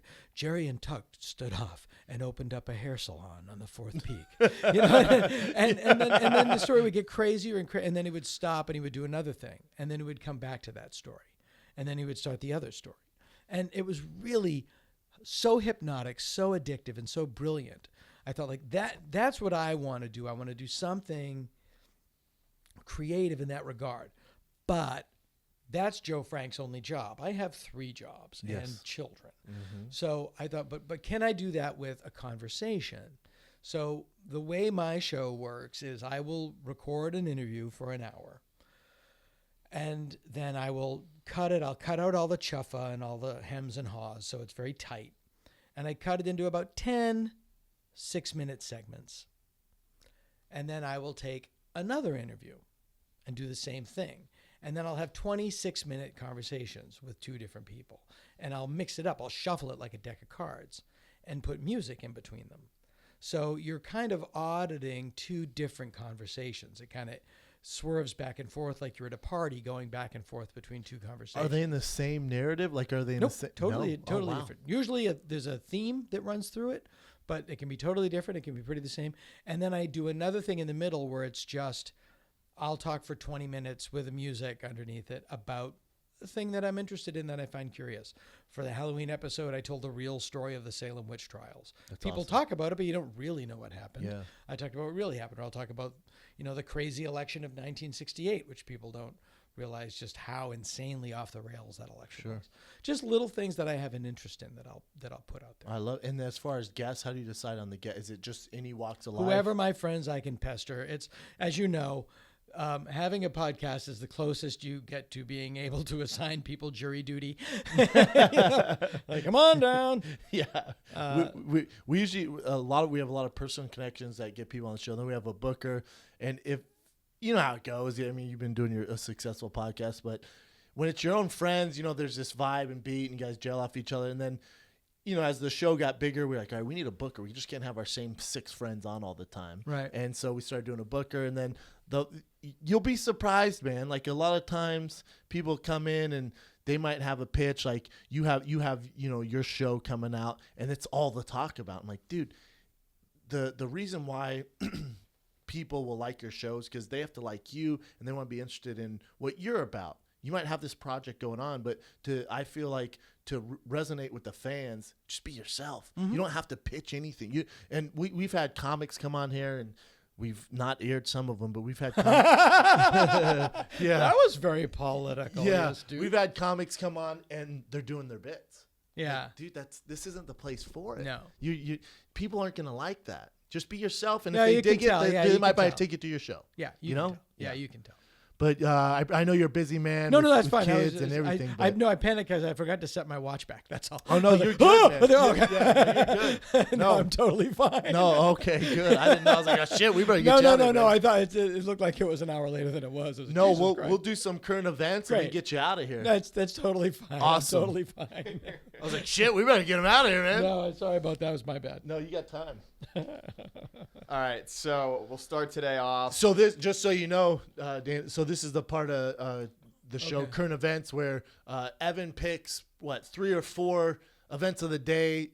We obviously with my background in fighting Right. and entertainment, it's going to be. Usually, I have no idea what he's going to bring up. So, obviously, today, extremely Trump heavy on basically every news Sure, source yeah. that you could possibly go with. Which is why I didn't so avoid I the found some news. of the weird ones. I found a couple of the weird ones. We can just consolidate it into one event. Bring and we'll it. go to the other stuff. So first off, former KKK Grand Wizard David Duke is reassuring all of his white supremacist voters after Trump's victory speech that they played a huge role in getting him elected. Which is Yikes. obviously Right. not the greatest look for a president. That's a great endorsement. My comment on that is, former, I think once a Grand Wizard, always a Grand No, Wizard. yeah, you're always that guy. And does he show up at the other wizard meetings? Do It's like you think he Gandalf leaves them? and Dumbledore, like, oh, please, not that guy. They're just over him. Yeah. Seriously. Yeah, once you're kind of the grand wizard of racism, there's no getting out, man. Yeah. Yeah, you're screwed over there. Well, this is the problem. Well, not the problem, but this is what's interesting about this. And again, we've touched on it, and I'm with Dana on this, where I don't want to get too into it because it's dark Polarizing. cloud. But when you get endorsed by the leader of the KKK and Putin, I don't know if that's the best sign. I don't know if that's a good sign for us. When the leader of the KKK describes you getting elected as one of the greatest days of his life, Yeah. yeah, you might have an issue on your hands there. A little bit of it's scary. Yeah. I'll put it that way. So, and you just brought the one of the other little articles I thought was interesting up. Vladimir Putin congratulated Trump by sending him a telegram. Uh-huh. It actually had his first orders on the back. yeah, Trump's his puppet now. He just goes full old school and Yeah. sends him a telegram. much- is that a power move? of some How kind? much of that underage orgy in Bratislava that you took part in, how much of that video do you not want out? Yeah. I mean, it's like we're living in some weird, fucking Twilight shitty Zone. reality Alternate show reality. on VH1 right now. Yeah. It's very strange, man. Yeah. No, it is. But when Putin and Russia's jumping up and down because Trump got elected, I that doesn't give me comfort, man. Did I do the Ed Koch quote? I don't earlier think today? so. Ed Koch, the You've mayor dropped of New some York. pearls, but not that. Yeah. They've all been good ones. Ed Koch, the mayor of New York in the 1970s, when he finally lost re-election, said, "The people have spoken, and now the people must suffer." Oh yeah, you did. You did. You did drop that one. Still a great quote, though. Still Yeah. solid. What else you got, I Ev? think there's a thing called buyer's remorse. And last one on anything Trump related is Stephen A. Smith going in on Colin Kaepernick for saying that he didn't vote. See, this is my problem. Saying everything that Colin I Kaepernick stood agree. for means absolutely nothing. I No. agree 100% because people want to lash out and say voting doesn't matter. Well, it does matter. You look at New Hampshire and you look at the small votes that got Trump the win electoral vote in that state. But I have another one. with Keep going. Kaepernick making all these claims and taking a kneel with the national anthem and says something needs to change, and then you don't vote. Get Yeah. the fuck out! Fuck you, Kaepernick. Can you roll it up? And one? I was, and I actually No, supported what he other was way, doing. Down, sorry, down. Yeah, right there. Could guys, two things. Women can stop the full Brazilian. Correct. I have daughters. I've changed a lot of diapers. That's the last time I want to see one that looks like that. That's fair. That's a fair play. It's creepy. It's pedophilia-like. Especially your father. I may be alone in this. Maybe alone in this. I may be alone in this. I don't want 70s Bush though. I don't. You don't have to look like Lenny Kravitz is tying your shoes. But proof of age is comforting. Okay, that's fair. Women like, no, guys like a giant baby with boobs. No, they don't. Guys, stop dyeing your beard. Callan would take offense to that. Callan dyes his beard. But I agree. It should not be darker than the hair on your head. Yes, because it's very obvious Beards what's get going on. gray in men at about 33. 33. About 33, 34 years old, you start to get a little gray in your beard. If you're going to dye your beard, be smart about it. You know who wears a toupee? Steve Martin. Does he really? Yes, and you know why you never guess? Because he looks like he's losing his hair. Yeah. The way anybody his age would. So it doesn't call attention to itself. I never knew That says, I dyed my beard. Correct. William Shatner's wig. I have a wig. Correct. I'm 80 and I have a squirrel sleeping on my head. But Steve Martin, being the creative man that he is, was like, you know what? I'm going to get a wig that looks like I'm losing my hair. Exactly. And it's silver. Exactly. You get a wig that makes it look like you're losing your hair, but you still have hair. Wow. Don't call attention to it. Just, you're not, nobody goes home with takes out the toupee and fooled him again. Got him again. Yeah. Works every time. Well, no, everyone knows, man. And you don't need a giant 70s bush, but nor should you look like an undressed baby doll. That's fair, being a father of 3 women. Girls, I should say. What else you got, Ev? That's All right. just me. Next one we got our boy Tim Kennedy and Rashad Evans. We're friends with both of these guys. Rashad dropped out of his fight with Tim Kennedy. They cited that the New York Athletic Commission found something sketchy in his MRI. Rashad is insisting that he's in okay physical health, like he's totally fine, but some kind of medical issues forced him out of the fight. And holy shit, does he look ripped right now? Yeah, Goddamn, does Rashad cutting to in good shape. 185. That's a bummer, man. But just because, and maybe New York is super strict and they haven't had MMA there. This is the first big MMA fight there. So the commission in New York City might be stricter than other commissions. So Rashad could fight on another card. Like what they should do is just reschedule Tim Kennedy and Rashad to next week's card or another card in a different state. They could easily do that. Whenever a commission flags a guy this late in the game, from my experience, it's usually something that the guy has no idea about. An irregular heartbeat, just crazy high blood pressure. They used to say, "Man, your blood pressure is really high," or your heartbeat's through the roof. Well, yeah, I'm getting ready to fight another grown man in a cage tomorrow night, and my opponent's right there. Yeah. I'm a little fucking nervous. Yeah, you're man. so jacked up. My heart rate's gonna get a little high, and they, that makes sense. How long you been doing this? What are you talking about? So whenever they flag a guy like that, there's usually something in his blood pressure or his heartbeat's irregular, something like that. MRI, maybe it's something with Rashad's knees that he's not aware of, but it sounds like New York's just playing it super, super safe, which is a bummer. And it screws Tim Kennedy over. But it sounds like Tim Kennedy might have another fight very, very soon. It's always bad when they do like the MRI of your skull and your brain looks like a bomb from a cartoon, like Yeah. a bowling ball with a fuse. Yeah, like the atomic bomb that went off. I had a doctor one time. I was doing a CAT scan on my brain, and it was in Denver. And it was before some big fight, I forget. And he was, hey, can I talk to you real quick? And he's a friend of mine. So he's like, dude, and this is how he talks. Brilliant, man. Dude, not a big deal. We found a bit of a tumor in the back of your skull there, back of your brain. It looks like it's not going anywhere. I get checked out. They're going to tell you every 3 months. Fuck it. Just do it once a year. You know what I'm saying? Have a good night, though. I'm like, what the hell is that? That's a true story. Oh, my God. What? Is it still back there? It's still back there. It hasn't moved, so I don't got a lot of time left on this earth. This is the best way I decided to tell you guys. Sure, No, I'm yeah. just kidding. I'm going to die. I went real dark on us there Yeah, for a second. it did get dark. It's a dark day. What else you got, Ev? Yeah. So last one we got is this was from today's open workouts. They actually held them on the Knicks court. T Wood, Tyron Woodley's trying maybe a little too hard to make some fans these days. A little too hard to get some fan support. So I'll open up this video. But pause it while it's loading. Let me do so. Dana, I know you're not a huge UFC fan, but the UFC. How could you tell? So the UFC mixed martial arts, they're going to New York City, Madison Square Garden for the first time this Saturday. Okay. They finally got approved from the commission in the state of New York. So it's the biggest fight card of all time. It's like it's the Super Bowl of all Super Bowls for us. Right. So, and this guy is the co-main event. He's the champion at 170 pounds. And they're doing this live kind of workouts at Madison Square Garden for the New Yorkers. And if anyone knows anything about New York, and I've performed there, they've seen it all. It's a tough crowd. So obviously, Woodley has never performed in New York, doesn't know the way New Yorkers or Boston people work. It's going to be a rough crowd. So what do you got?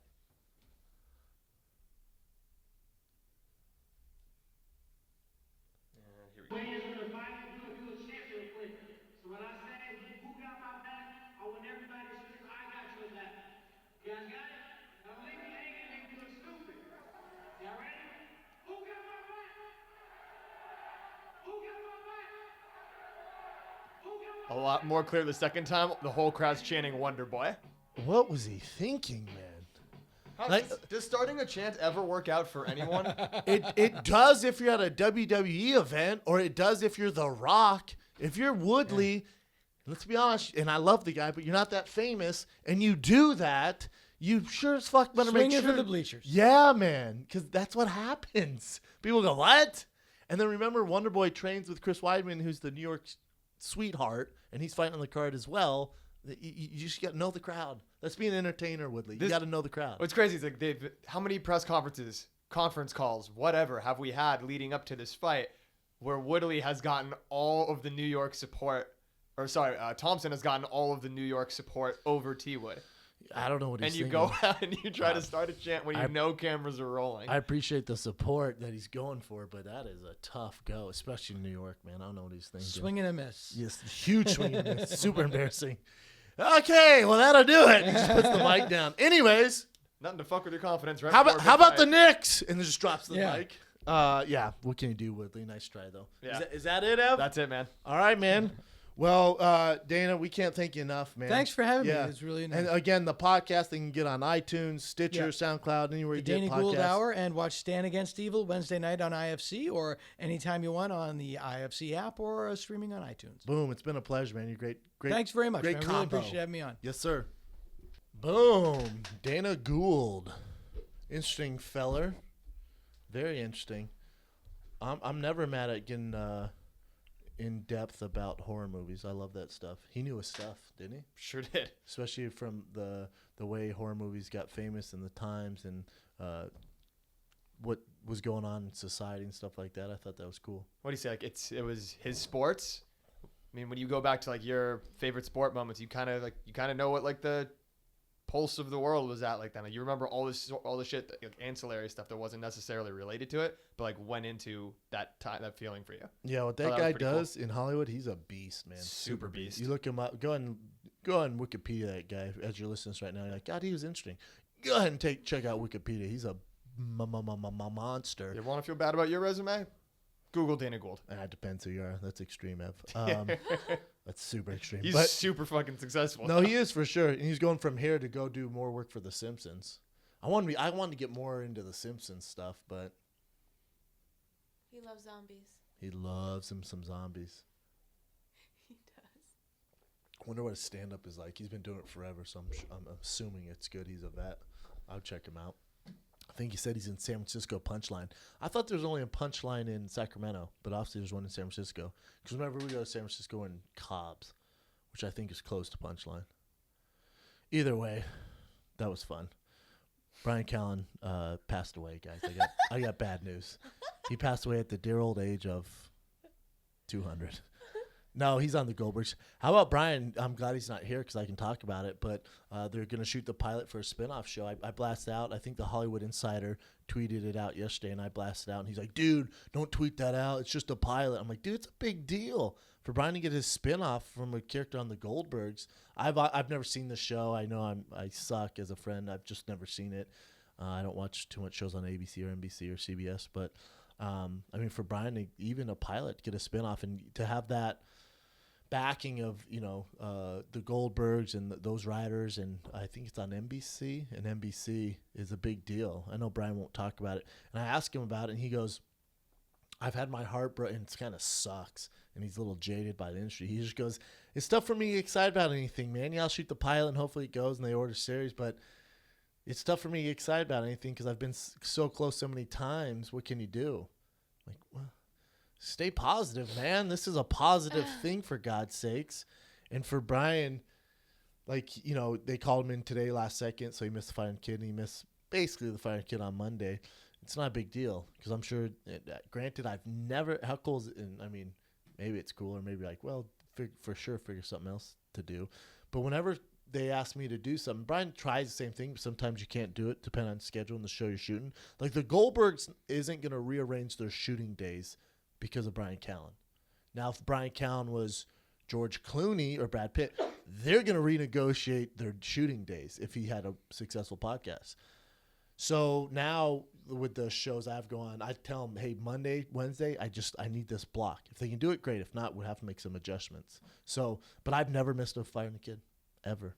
Nope. Out of never. We've been doing it for Not 5 never. years. Not never. This is Brian's first time ever missing 2 in 1 week, though. Yeah, he's never missed 2, I don't think, right? He rarely even misses 1. It's true. He never misses. Very rare. No, and he This called. is a unicorn week. Yeah, he called me up apologizing. I was like, don't apologize, man. I'm sure eventually I'm going to have to miss 1 year after you carry the torch and you get balls deep in politics like I did with fighting. When one of us not here, the other one kind of goes off on a different angle, But I was trying to figure out why is today so dark and gloomy. Today's Kay's last day for reals, Kay. I know, it's weird. Like, they were asking me earlier. You were late, too, by the way. And I'm never late. That's some nerve. I know. Can't fire you. It's your last day. Actually, you're fired.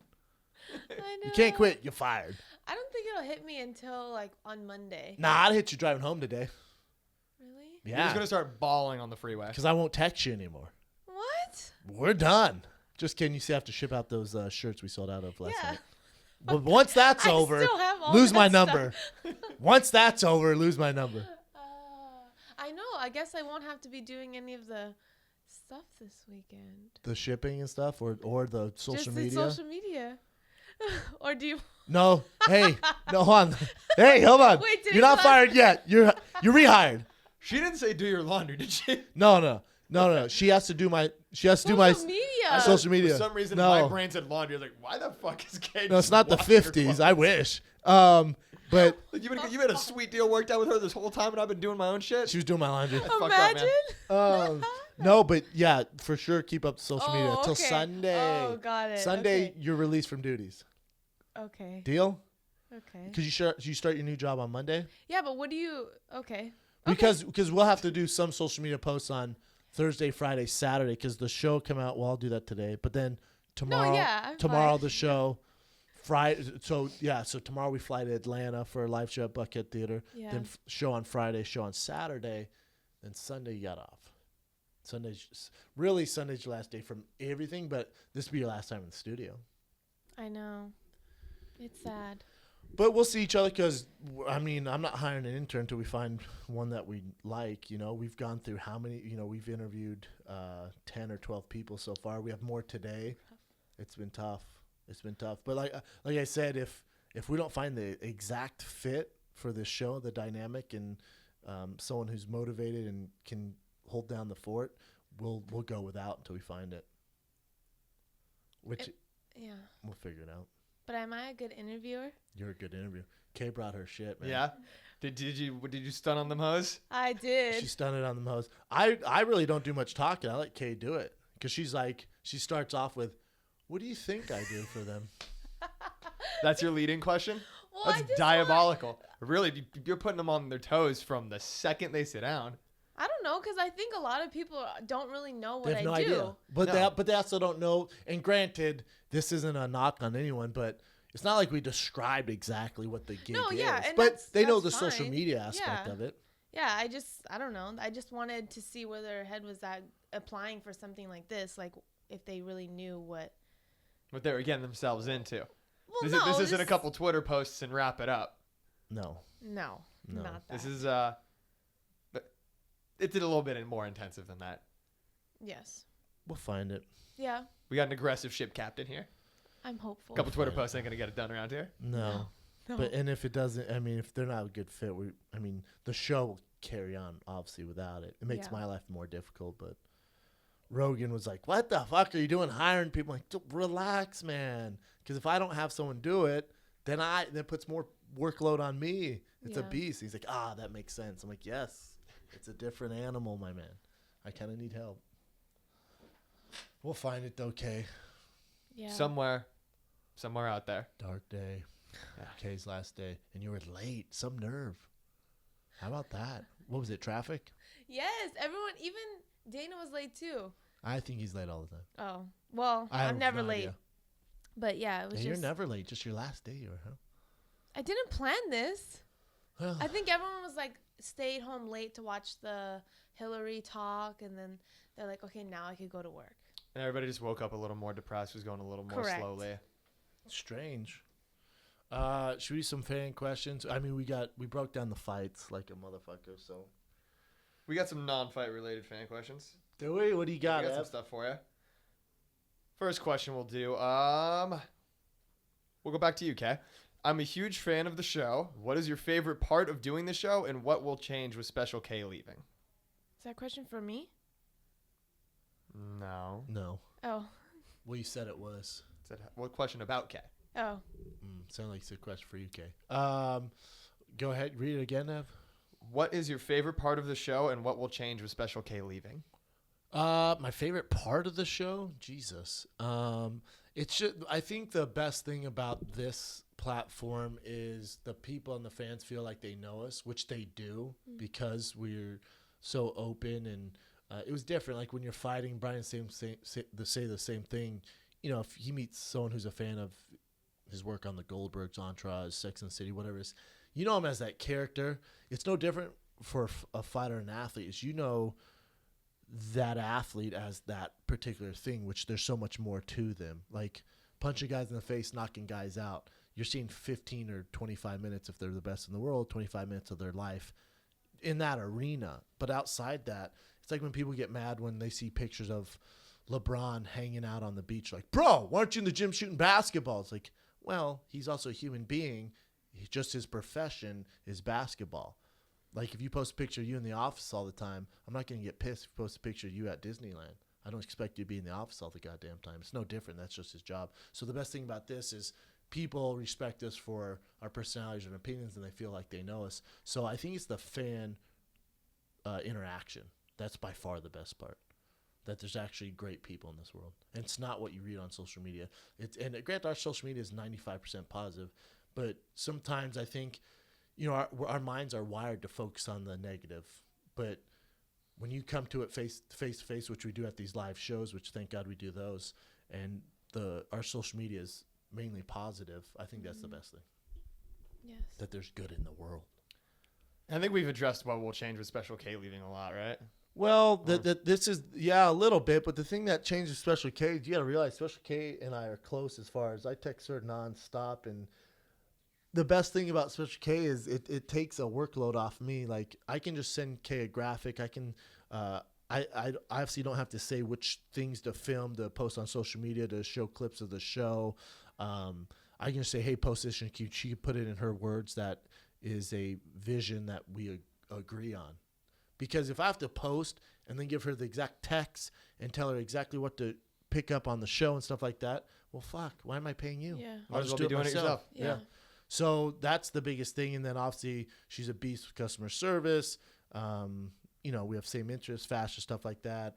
And she just, you know, I see Kay twice a week. I talk to her every day for 2 years. You can get pretty close. So we're losing a coworker and a friend. So that's the shittiest thing. And you know damn well that you don't work on the show. Probably not going to be talking to you as much. Let's just be real. Probably not going to be talking as much. So that's, you know, that sucks. So the new person that comes in, it's tough, man. I didn't expect to get close to Kay. Or I thought she was going to be a shitty worker, you know. They're not shitty, but I thought she'd the reason I started off as an intern because I thought we'd just roll through interns like this, like new one. But Kay held her own. So, and anyone out there in the workforce, you know, who has conducted interviews, it's tough to find good people, man. You vibe with, especially in what we're doing here. Yeah. It's a beast, man. And some people you see, and I'm like, are you serious? You have the energy of a slug. What are we gonna do? What do you expect us to do here? And but the resume looks great. So I can't imagine companies that have to hire 50, 60 people. Oof. So Kay's going to be dearly missed. I don't know if we can replace her just because we can replace what she does as far as social media, but as far as the relationship and the chemistry that she has with everyone here, I don't know if you can replace that. We're trying, and it's very dim. I'll put it that way. Kay's might be irreplaceable. So That's so nice. You gonna cry? No. what else you got, Ev? Next one we got, let's do, with several states, including California, passing LQD, whatever that is, on recreational marijuana, what, if any, effect do you think it will have on the UFC and USADA regulations? See, this is what people forget. Interesting tie-in. Well, but this is the thing. So California might, which they did, legal. There's a baby outside crying. It's kind of strange, but that's this is Fox a for you. workplace. But so I don't know why there's a kid outside crying. But anyways, So probably should loud. check on it because It's a loud-ass as a baby. dad, I'm alarmed to it. So I'm like up doing shit. But I'm just going to chill here because it's not my kid. I'm a bad human being. But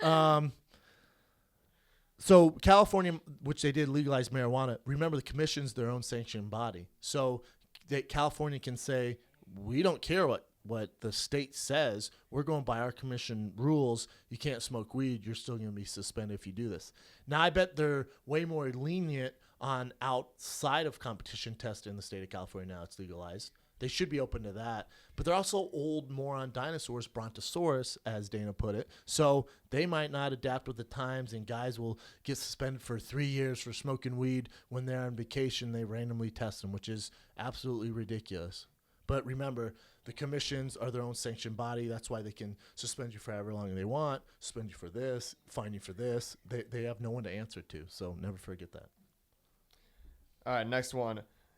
B, you've been talking about your running lately. What is your average pace? How many miles are you running daily? And what terrain are you running on? Good Lord, man. Yeah. Where do I start?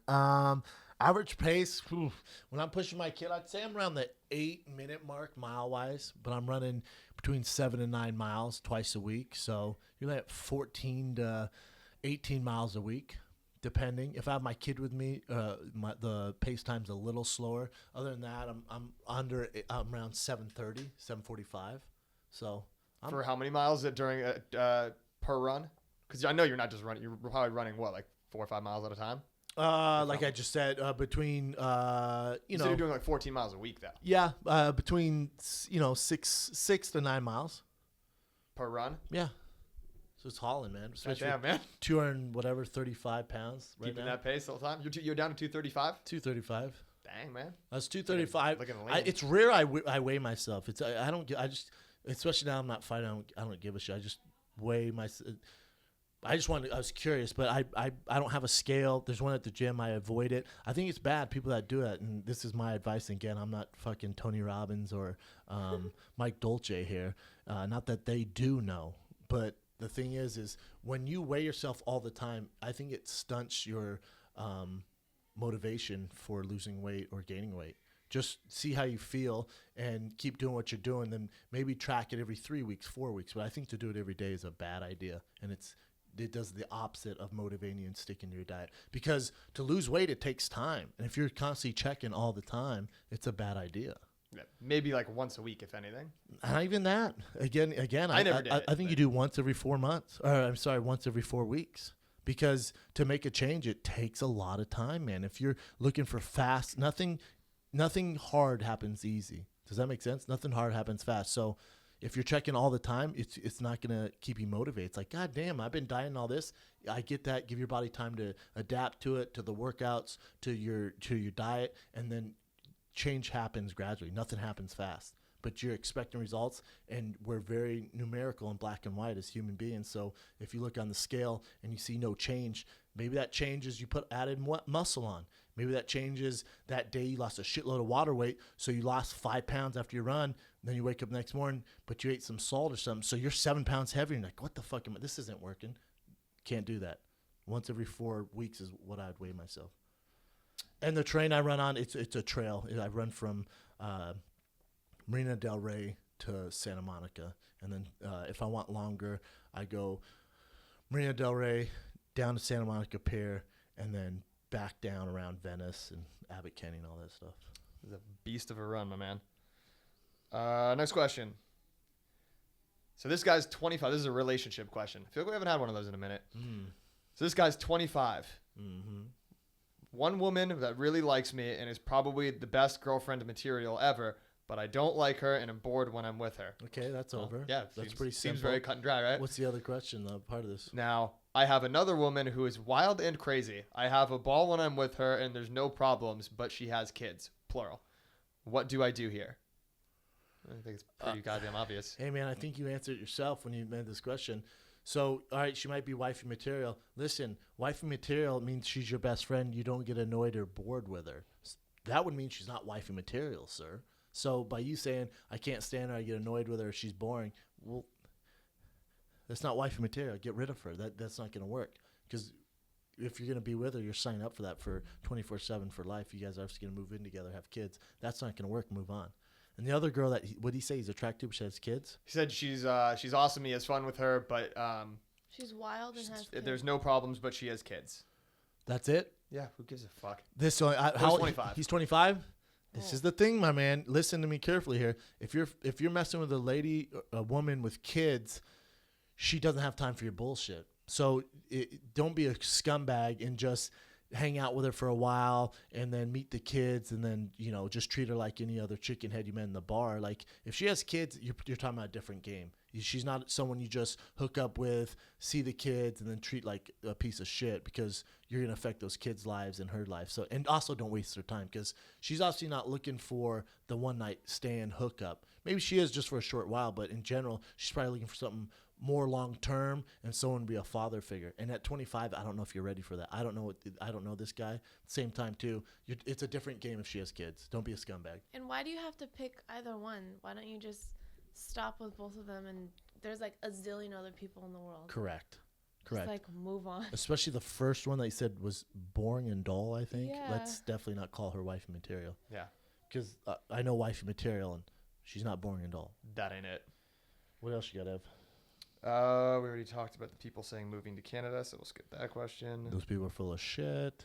Could we possibly see vlogs of Fighter and the Kid live shows? What you'd get up to in the different cities and backstage footage? Dude, I've been wanting to do this forever. Again, it depends. If we find someone that can do Keely's job and they're good with the camera and can edit, you're fired for sneezing. Just kidding. But I would love to hire someone. And if anyone out there who is listening to this and you're savvy guy with the camera as far as getting behind the scenes stuff, can't be a tool. We've had some photographers that we've worked with. Anyone we've worked with repeatedly, they're amazing. And the shots I got from my homeboy in New York and my boy Matt in Chicago, they're the best photographers that I've ever worked with, them and Eric Williams. They're amazing. We work with them all the time. They just sent me the shots from New York, and they're dope. We've had some guys we work with where, dude, I don't want him around us. I don't want those vibes. And we've had super sketchy guys because they're like, oh, we're a huge fan. I'm also a professional photographer. We'd love to get behind the scenes. I'm like, God, as a fan, he'll probably get the dynamic. I should pay this professional who's not a fan, but he's really good at his job. But I'll take a chance to use the fan because he's reached out to us. And it's kind of backfired on us where they've been shitty or they want credit for every one of their photos. And it gets weird, man. So I would love a behind-the-scenes video guy. So we're looking for that. What would be great if it was all in one. Like, if Kay could do the camera and editing, you're fucking hired. Whatever this makeup place paying you, I'll raise you. So, but Really? that's not your thing. But we need someone who that's their thing, can put music to it, knows the look we're looking for, kind of that, behind the scenes, Dave Chappelle block party vibe, Mike Stud behind the scenes vibe, We're looking for that. So if you're good at it, hit me up. I would love that. I've been wanting to do it forever, just like animation. I've been wanting to do it forever. Yes. We're releasing those once a month too. I'm glad you guys love the animation.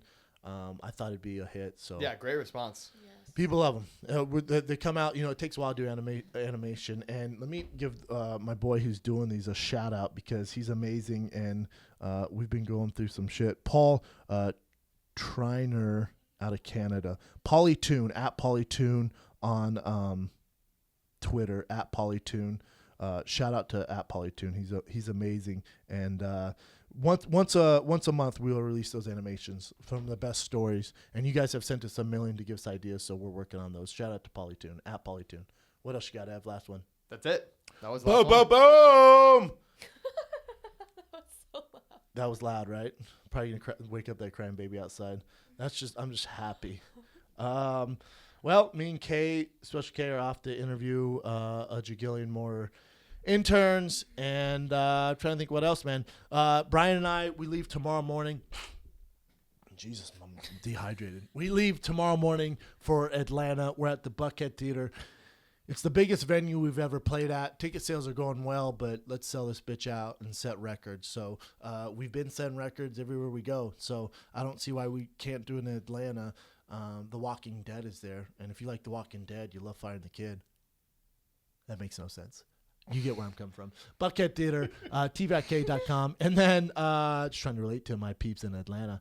Hey, get there. If you like the Atlanta Hawks, you will love the Firing the Kid. I don't know, man. I don't know. The Atlanta Thrashers may be gone, but we're coming to replace them. It's true. If you love Magic City and the fat asses you see there, you're going to love the Firing the Kid live. Buckhead Theater, tfatk.com. And then Friday night, we're at the Palm Beach Improv in Florida, our first time in Florida. One night on Friday night, and then one show on Saturday night. But check it out. On Saturday night, which is the 12th, UFC 205. So we're doing the live Firing the Kid comedy show at 7. Boom, boom, boom, boom. Then at 10 p.m., that ticket gets you back into the venue where you can watch the main card with Brian Callen and myself. It's basically like a fight companion, but with hundreds of people. So that should be fun. Great time. And Callen's going to give you technical advice on what the fighter should do. And I will have chicken wing sauce all over my hands and mouth. So I don't know. Things are going to get weird. So Saturday night, for the first time ever, it's basically a live Firing the Kid and a live fight companion with Brian Callen and myself with fans at Palm Beach Improv. Get the tickets. Those bitches are almost sold out as well, so that should be a special night. tvatk.com. All you guys that bought the Ninja Turtle Abercrombie Fight Club shirts, they're basically sold out. We might have 1 or 2 left. I'm not sure, but they're basically sold out. I can't thank you guys enough for the support. We love you guys. Again, we just had our biggest month ever. I don't know when it's going to stop, but because you guys, it keeps on keeping on, and you guys give me a voice, and you guys give me a life worth living. So I love you, Firing the Kid Army, Firing the Kid Tribe, Firing the Kid Zombies, whatever you want to refer to yourself at. I'm sorry. It's been a zombie show. What can you do? Firing the Kid Trumpettes. Terrible name. Firing the Kid Trumpettes. Firing the Kid Ant Army. That'd be dope. All right, guys. That's it. tfatk.com. Atlanta. See you tomorrow night, Thursday night. Palm Beach, Friday, Saturday. tfatk.com for tickets. This is The Fighter. Missing the Kid. We're out.